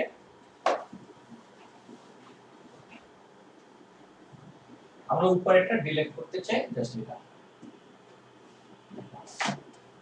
এখন দেখো আমি যদি লিখি উদ্দীপকের দ্রবণ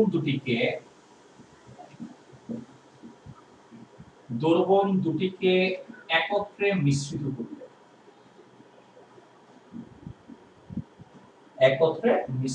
করলে,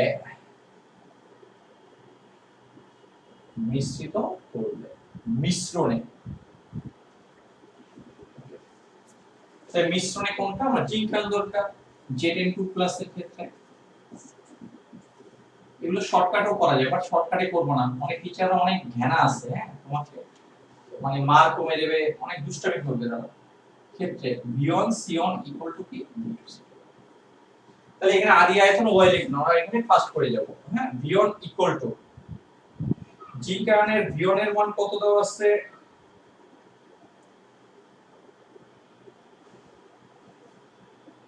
জি ভাই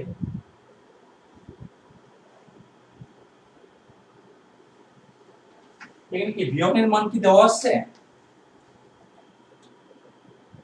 হ্যাঁ কত দেওয়া আছে 50 50 ml দেওয়া আছে, এটা 50 ইনটু কত 10 ইনভার্স 3। এখানে C1 এর মান কত দেওয়া আছে, জি কারণে C1 এর মান 6 ইনটু 10 ইনভার্স 3। এটা V2 টোটাল আয়তন 50 প্লাস কত 40 ইনটু কত 10 ইনভার্স কত 3 ইকুয়াল টু কত হবে তোমার 90 ইনটু 10 ইনভার্স। তাহলে এখান থেকে জি কারণের মানটা তুমি বের করে ফেলবা, C2 এর মানটা। এটা C2 ইকুয়াল টু, তাহলে এটা হবে কি V1 C1 ডিভাইডেড বাই কি। এই পর্যন্ত উঠায় নাও, আমি এটা একটু ডিলিট করতে চাচ্ছি, হ্যাঁ তাহলে আমরা করতে পারবো না, এটা আগে একটু উঠায় নাও।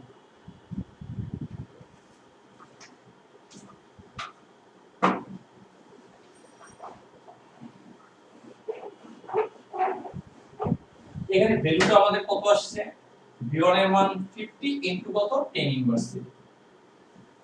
এখানে দেখো C1 এর মান 6 ইনটু 10 ইনভার্স কত 3। এখানে V2 এর মান কত 90 ইনটু কত 10 ইনভার্স 3। এখন দেখো আমরা যদি এটাকে মাল্টিপ্লাই করি,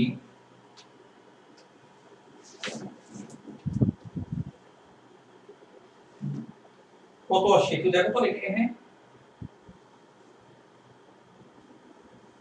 ওইটা কোনটা বেটা, এটা না বললে তো বুঝবো না। 50, আচ্ছা 10 ইনভার্স 4, আচ্ছা আচ্ছা দেখি তো, হ্যাঁ হ্যাঁ হ্যাঁ 6 ইনটু 10 ইনভার্স 4 রাইট,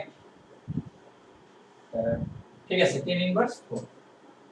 এখানে দেখো তাহলে আমরা এখানে ভ্যালু যদি ক্যালকুলেশন করি তাহলে এখানে কত আসবে 50 ইনটু কত 6 ইনটু 4 আর এখানে কত 90। তাহলে এটা হ্যাঁ, তাহলে এখানে ভ্যালুটা কত আসবে 3 পয়েন্ট। দেখো তোমাদের কত আসছে, আমার অনেক সময় ভুল হয়ে যায় 10 ইনভার্স 4। এটা কার ঘনমাত্রা C2, C2 বলতে কোন আয়ন Zn2 প্লাস, মিশ্রণে Zn2 প্লাস এর এটা মান ওকে 3.33 ওকে মিলে গেছে। এখন এবং আমরা কোন আয়নের ক্ষেত্রে OH মাইনাসের ক্ষেত্রে, OH মাইনাসের ক্ষেত্রে তাহলে V1 C1 V2 C2। আর তুমি এখানে V1 S1 V2 S2 দিতে পারো, কোনো সমস্যা নাই। এটা V1 এর মান, OH মাইনাসের ক্ষেত্রে V1 এর মান এটা কত 40 ইনটু কত 10 ইনভার্স 3 লিটার। এখানে C1 এর মান এখানে কত আসছে 0 পয়েন্ট কত বলো তো 0.1। এখানে দেখো V2 এর মান এখানে কত 90 ইনটু 10 ইনভার্স কত 3। C2 মানে এখানে কাকে ইন্ডিকেট করছে OH মাইনাস, আর এখানে C2 হিসেবে কাকে ইন্ডিকেট করছে, এখানে C2 হিসেবে কোন আয়নটাকে ইন্ডিকেট করছে Zn2 প্লাস। এটা আমরা বের করতে চাই, তাহলে এখান থেকে C2 বের করে ফেলো। এটা C2 ইকুয়াল টু এটা V1 এটা C1 এটা V2। এটা V1 এর মান কত আছে 40 ইনটু 10 ইনভার্স কত 3 আর C2 এর মান কত 0.05 আর এটার মান কত 90 ইনটু 10 ইনভার্স কত 3। তাহলে এটার সাথে এটা কত আসবে 40 ইনটু, দেখতেছি তোমাদের কমেন্টস একটু ওয়েট করো, ডিভাইডেড বাই কত 90। এই তো কত আসছে তোমাদের কত, বেটা লোডিং মোডিং কি করে, আরে ভাই টিআইপি না আমাকে একটু ই করো না। হ্যাঁ তুমি এটা তো ভালোই বলছে, রোদেলা মেক থ্যাংক ইউ। এটা হচ্ছে 22 পয়েন্ট, এটা ক্যালকুলেশনটা আসবে, এটা ক্যালকুলেশনটা আসবে 22 পয়েন্ট তোমার কত আসবে 22 ইনটু 10 ইনভার্স কত বলো তো 3। এই একক মোলার দেখো দেখা যায় কিনা, দেখো এই পর্যন্ত আগে উঠাই নাও, কারো কোনো ডাউট থাকলে বলতে পারো, এই পর্যন্ত উঠাই নাও, তারপর আমরা কেআইপি তে আসতেছি।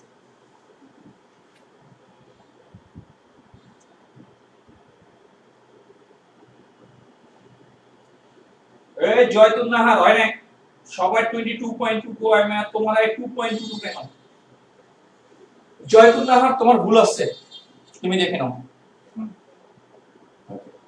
তাহলে এখান থেকে ম্যাথগুলো কিন্তু বড় হইলো মানে পারার মতো হ্যাঁ পারার মতো ম্যাথ আর পারতে হবে কারণ এই ম্যাথ এক্সামে আসে তুমি না পেরে কোথায় যাবে পারতে হবে মনে করি মিশ্রণ কথাটা উল্লেখ করবা মিশ্রণে জিঙ্ক হাইড্রোক্সাইড নিম্নরূপে আয়নিত হয়ে সাম্যাবস্থায় থাকে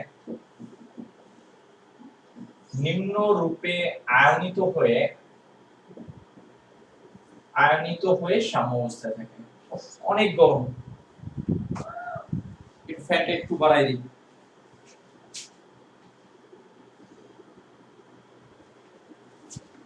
আয়নিত হয়ে সাম্যাবস্থায় থাকে এটা সাম্যাবস্থায় এটা কি জিঙ্ক হাইড্রোক্সাইড এটা কি Zn2+ আর এটা কি 2O- এটা তাহলে এটার ক্ষেত্রে আমাদের আয়নিক গুণফলের মান কি হবে কি Ip ইকুয়াল টু এটা কি Zn2+ এটা কি হবে OH স্কয়ার এটার ভ্যালু কত হবে আমরা এই অংশ ডিলিট করতে চাচ্ছি হ্যাঁ Zn2+ এর মান এখানে কত আছে দেখো 3.33 into 10 ইনভার্স কত 4 OH এর মান জয়তুন নাহার তোমারটা কিন্তু ভুল আছে 10 ইনভার্স 3 স্কয়ার এই অংশটুকু ডিলিট করতে চাচ্ছি হ্যাঁ এই অংশটুকু আশা করি তুমি উঠাইছো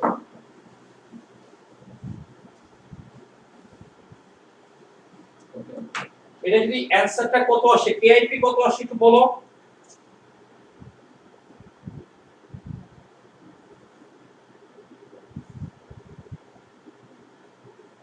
ওকে 22.22 minus 3 into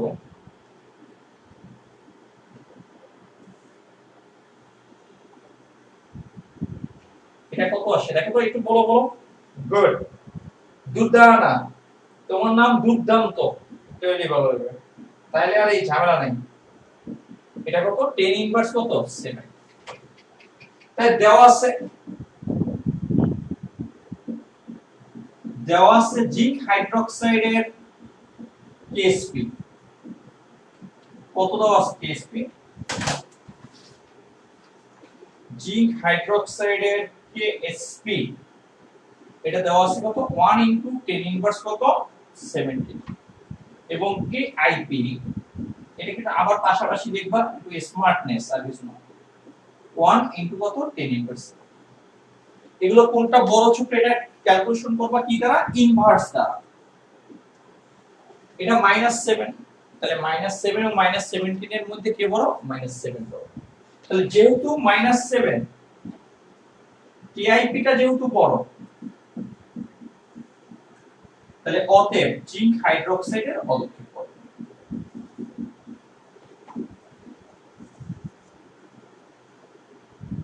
এর পদক্ষেপ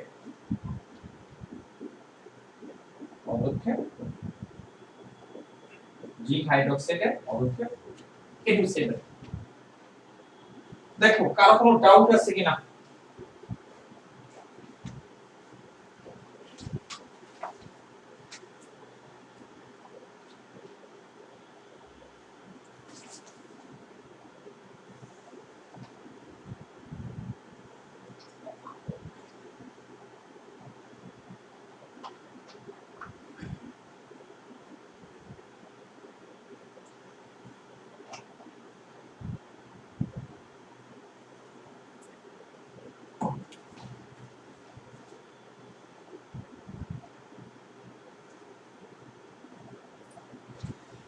থার্ড নাম্বার ম্যাথ খুবই মজার হ্যাঁ আয়োনাইজড করার জন্য এটা মজার হ্যাঁ থার্ড দেখবা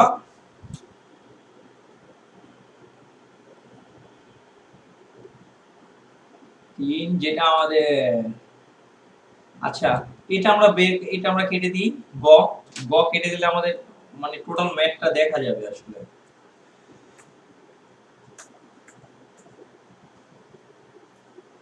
ওকে,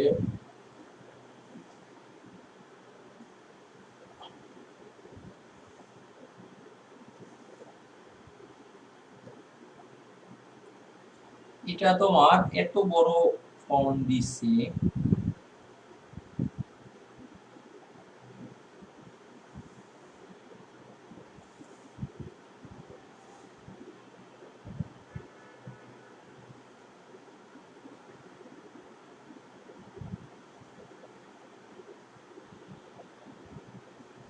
আমরা এই ম্যাথটা এরকম দেখলাম। এই ম্যাথটা করতে অনেকে পারে না, যেমনটা হচ্ছে আমরা এই কোশ্চেনটাকে একটু মডিফাই করে দিচ্ছি, একত্রে মিশ্রিত করলে অদক্ষেপ পড়বে কিনা, কি হয় তুই না, এটা হচ্ছে অদক্ষেপ পড়বে কিনা।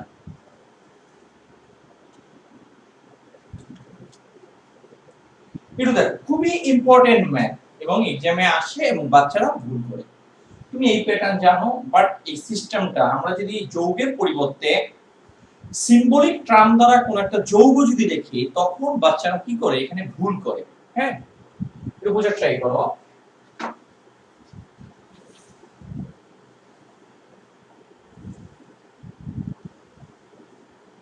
এটা কি হবে, খুবই গুরুত্বপূর্ণ। ওকে, তৃতীয় নম্বর ম্যাথটা একটু দেখো,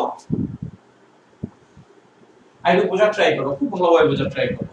হ্যাঁ, একই ম্যাথ, কোনো পার্থক্য নাই, বাট এখানে একটু চেঞ্জ, অ্যানালাইজ করতে পারে না। এটা কত, 0.5 মোলার, এটা কি 50 ml, তোমার কি ধরবো, পিকিউ, আর এটা হচ্ছে কি তোমার 0.1 মোলার। এটা দেখো, এটা হচ্ছে কি ধরবো, কত ml এর, 50 ml, এটা হচ্ছে কি ধরবো, xy, এটা হচ্ছে পিকিউ দ্রবণ, আর এটা হচ্ছে কি বলতো, xy দ্রবণ। তুমি দেখো এখানে কোশ্চেনে বলছে দ্রবণ দুটাকে একত্রে মিশ্রিত করলে, দ্রবণ দুটাকে আগে একটু দেখে নাও, এই একটা অংশ, সবাই একটু স্ক্রিনশট মেরে নিও, তাহলে বোঝানো যাবে না, জাস্ট এটা দেখো। এখানে বলছে দ্রবণ দুটাকে একত্রে যদি মিশ্রিত করি, এই দ্রবণ দুটাকে একত্রে যদি মিশ্রিত করি তাহলে কোনো অদক্ষেপ পড়বে কিনা, এটা কিন্তু বলে নাই যে কার অদক্ষেপ পড়বে। এটা হচ্ছে কি তোমার মিশ্রণ, এখান থেকে আসতেছে কত, 50 ml, আর এখান থেকে আসতেছে কত, দুইটার আয়তন কি সমান, এটা আমি ভুল লিখলাম, দুটার আয়তন কি সমান, ও হ্যাঁ, দুটার আয়তনই কি বলতো সমান দেওয়া আছে, তাহলে এটাও কত বলতো, 50 ml।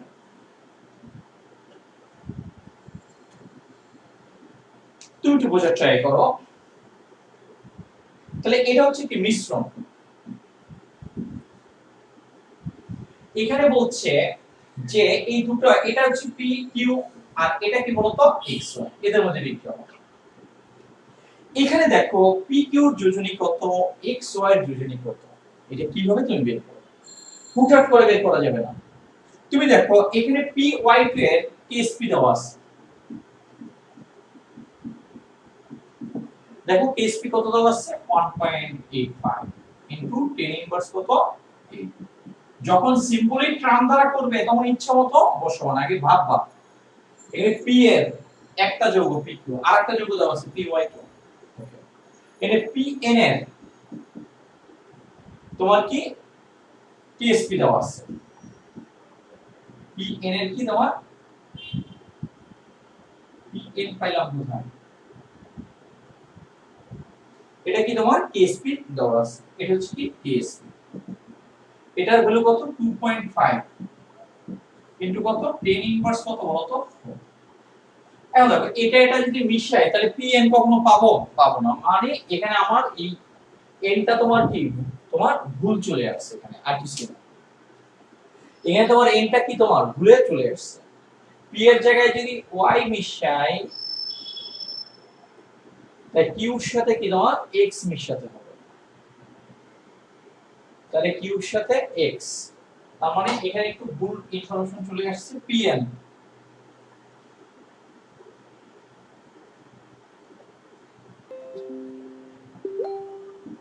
এটা হচ্ছে x2, এটা একটু ইনফরমেশনটা একটু ভুল চলে আসছে, আমরা এটাকে একটু ই করে দিচ্ছি। এটা কত x,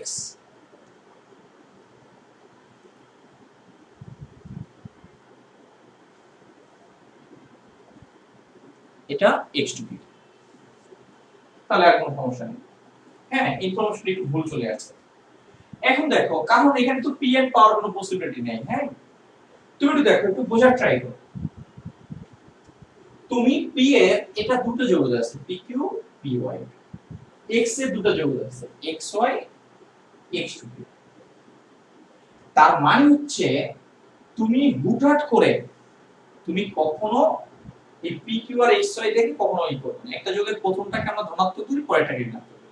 তুমি দেখো এখানে p দুইটা y কে ধরে, তার মানে কি p এর যোজনী কত বলতো?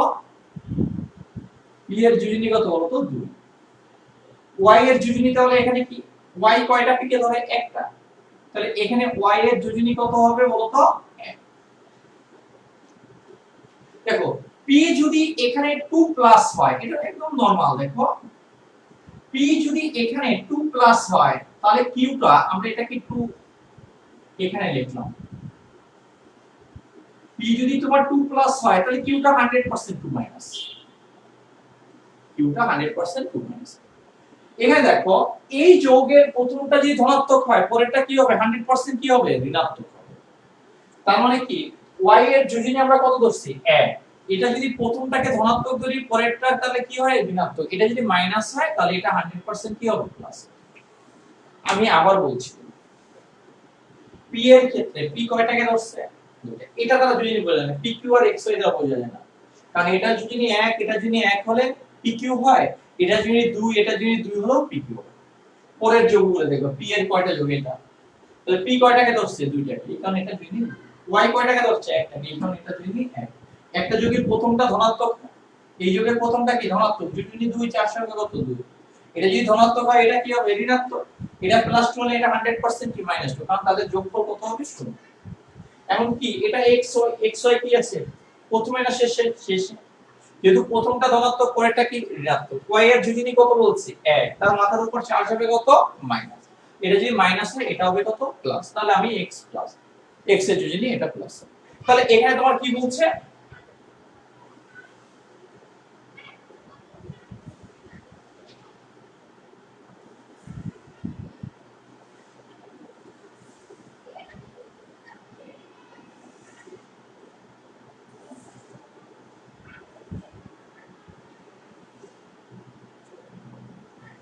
ও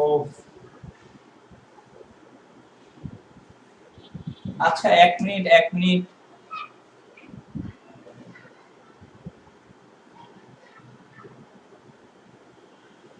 অ্যাটেনশন অ্যাটেনশন। এখন দেখা যায়, দেখো তো এখন দেখা যায় কিনা?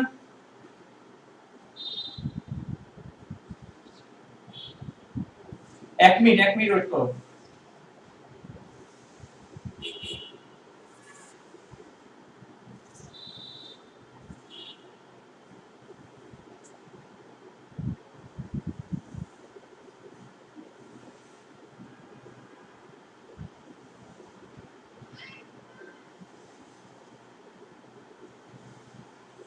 Bad luck, bad luck. হ্যাঁ, পুরোটা ব্যাড লাক। ওকে, কোনো সমস্যা নেই, 2 মিনিট লাগবে, কষ্ট করছি কোনো ব্যাপার না। হ্যাঁ, এখন একটু দেখো, আমি জিনিসটাকে মানে প্রথম থেকে বলতে হবে, যেহেতু তুমি দেখতে পাও নাই। ওকে, এখানে একটু দেখো, আমি প্রথম থেকে তোমাকে বলতে হবে।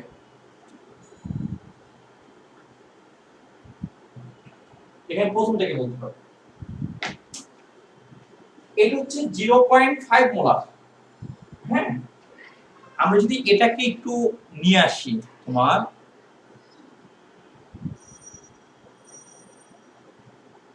কোশ্চেনটাকে আমরা যদি নিয়ে আসি, দেখো এই, এখন দেখো একটা মিনিট, এই ম্যাথটা খুব ইম্পর্টেন্ট। হ্যাঁ হ্যাঁ বলবো মিম, একটা মিনিট ওয়েট করো।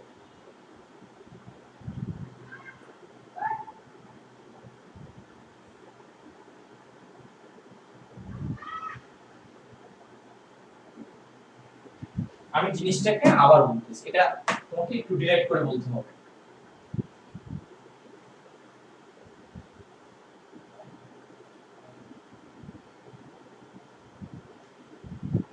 তোমাকে কোশ্চেনে বলছে, একটু বোঝার ট্রাই করবা, কিন্তু এটা পরীক্ষায় আসে, সব সময় আসে ঘুরে ঘুরে।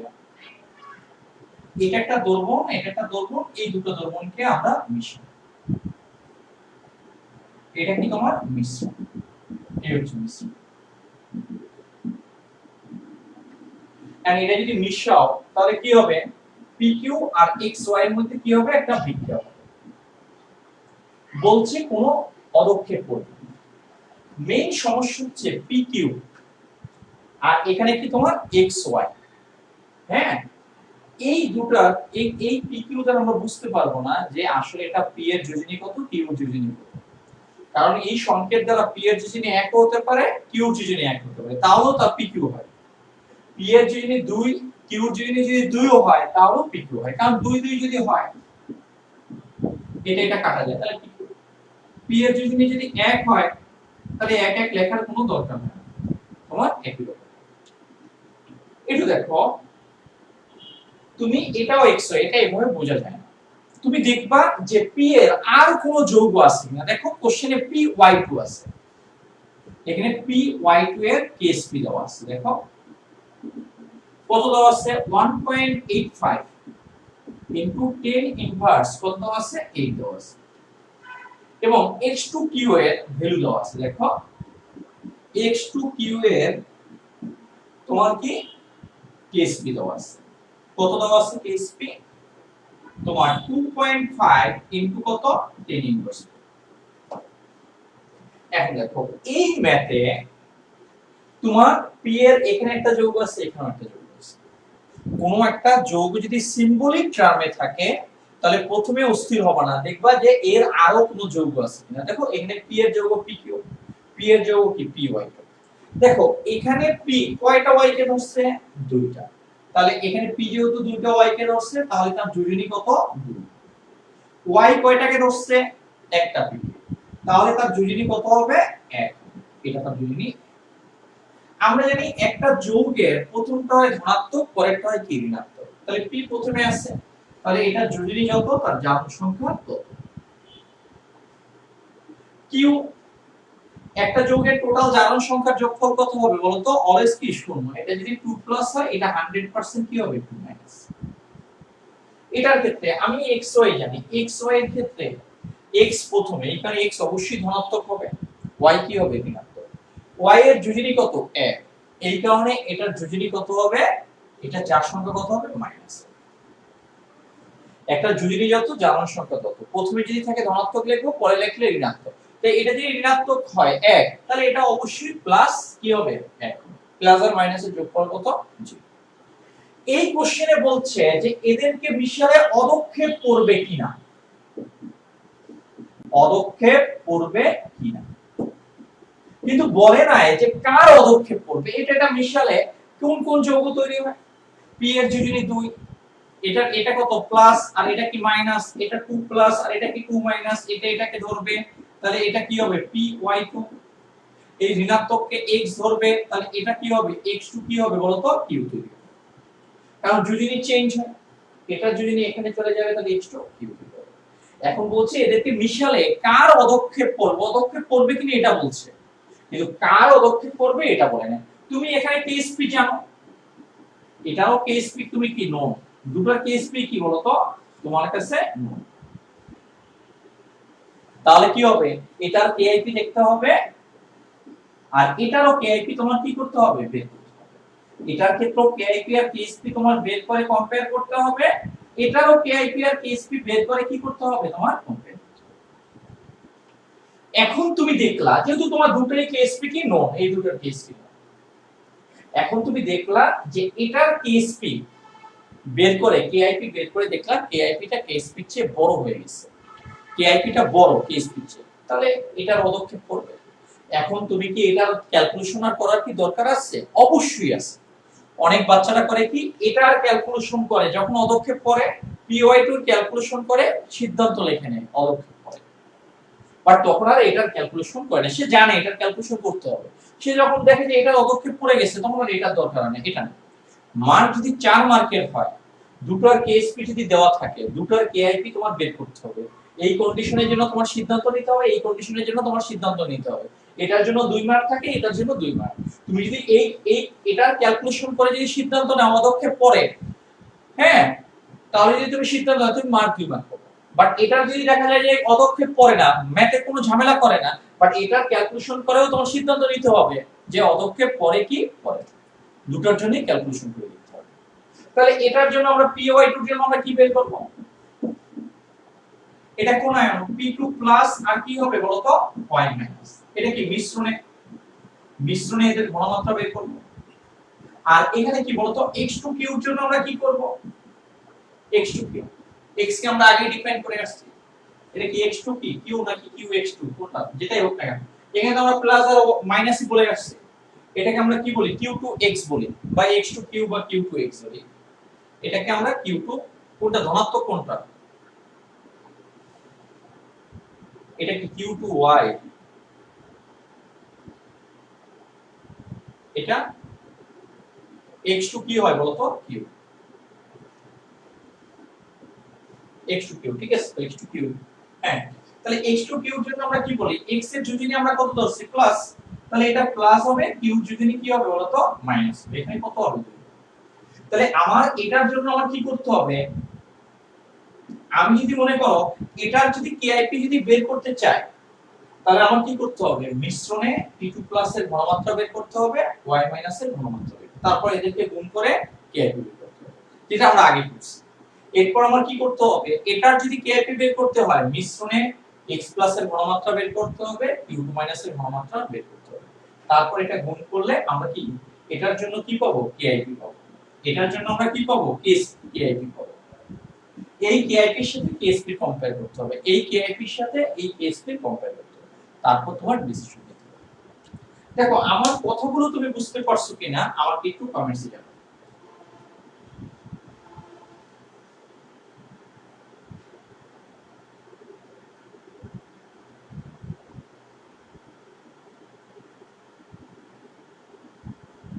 কোশ্চেনটা হচ্ছে এটা,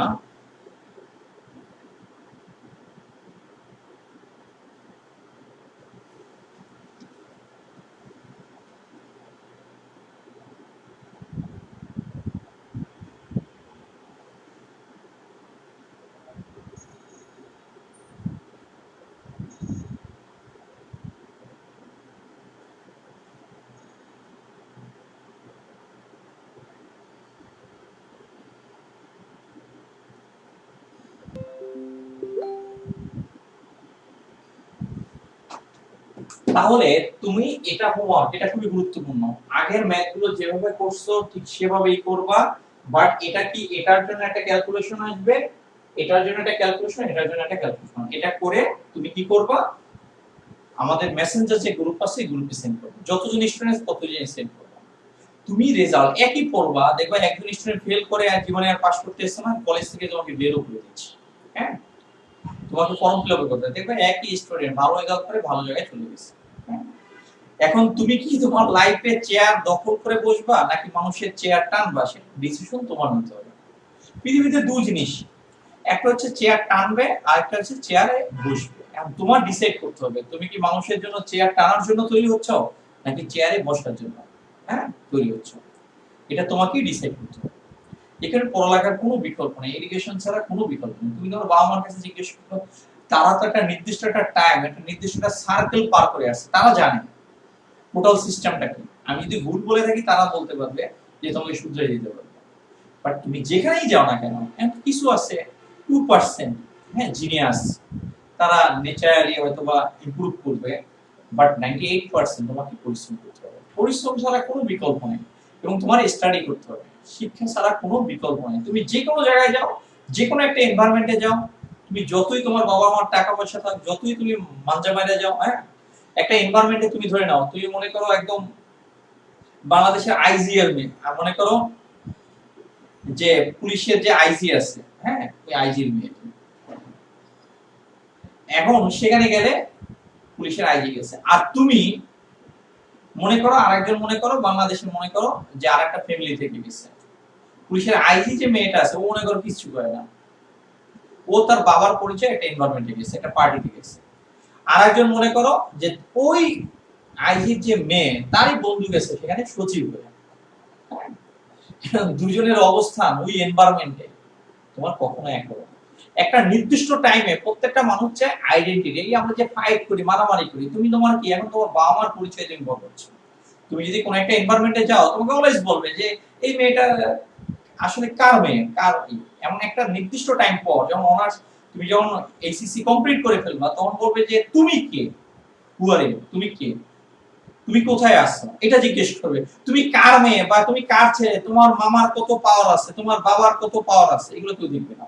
হ্যাঁ, তুমি মনে করো অমুক এলাকার খুব মাস্তান হয়ে গেছে, এগুলো কেউ দেখবে না। হ্যাঁ, তখন জানতে চাবে তুমি কে, তুমি কোথায় আসছো, এটা জানতে চাবে। তখন ওই পার্টিতে তোমাকে কেউ জিজ্ঞেস করবে না যে তোমার বাবা কত বড় অফিসার, তোমার মা কত বড় অফিসার, আমি অমুক বড় অফিসারের মেয়ে বা অমুক বড় অফিসারের ছেলে, এগুলো কেউ জানতে চাবে। এই কারণে আমরা আমাদের জীবনটা যেটাই হোক না কেন, হ্যাঁ যে লেভেল থেকে আমরা আসি না কেন, বাট তুমি তোমার ইচ্ছা শক্তি দ্বারা তুমি তোমার লাইফটাকে চেঞ্জ করতে পারো ইচ্ছা করলে। এখানে কি করতে হবে, তুমি যখন একটা লাইফকে তোমার চ্যালেঞ্জ দিতে হবে, ভালো জায়গায় যেতে হবে, এই ধরনের টেন্ডেন্সি রাখতে হবে। তুমি মনে করো একটা লাইফের একটা অ্যাম্বিশন, এটা একটা সার্কেল তৈরি করতে হবে, তারপর তোমার ভালো জায়গায় যেতে হবে। এখানে অবশ্যই তুমি ভালোভাবে পড়ালেখা করবা। বাই বাই, হ্যাঁ, ভালো থেকো।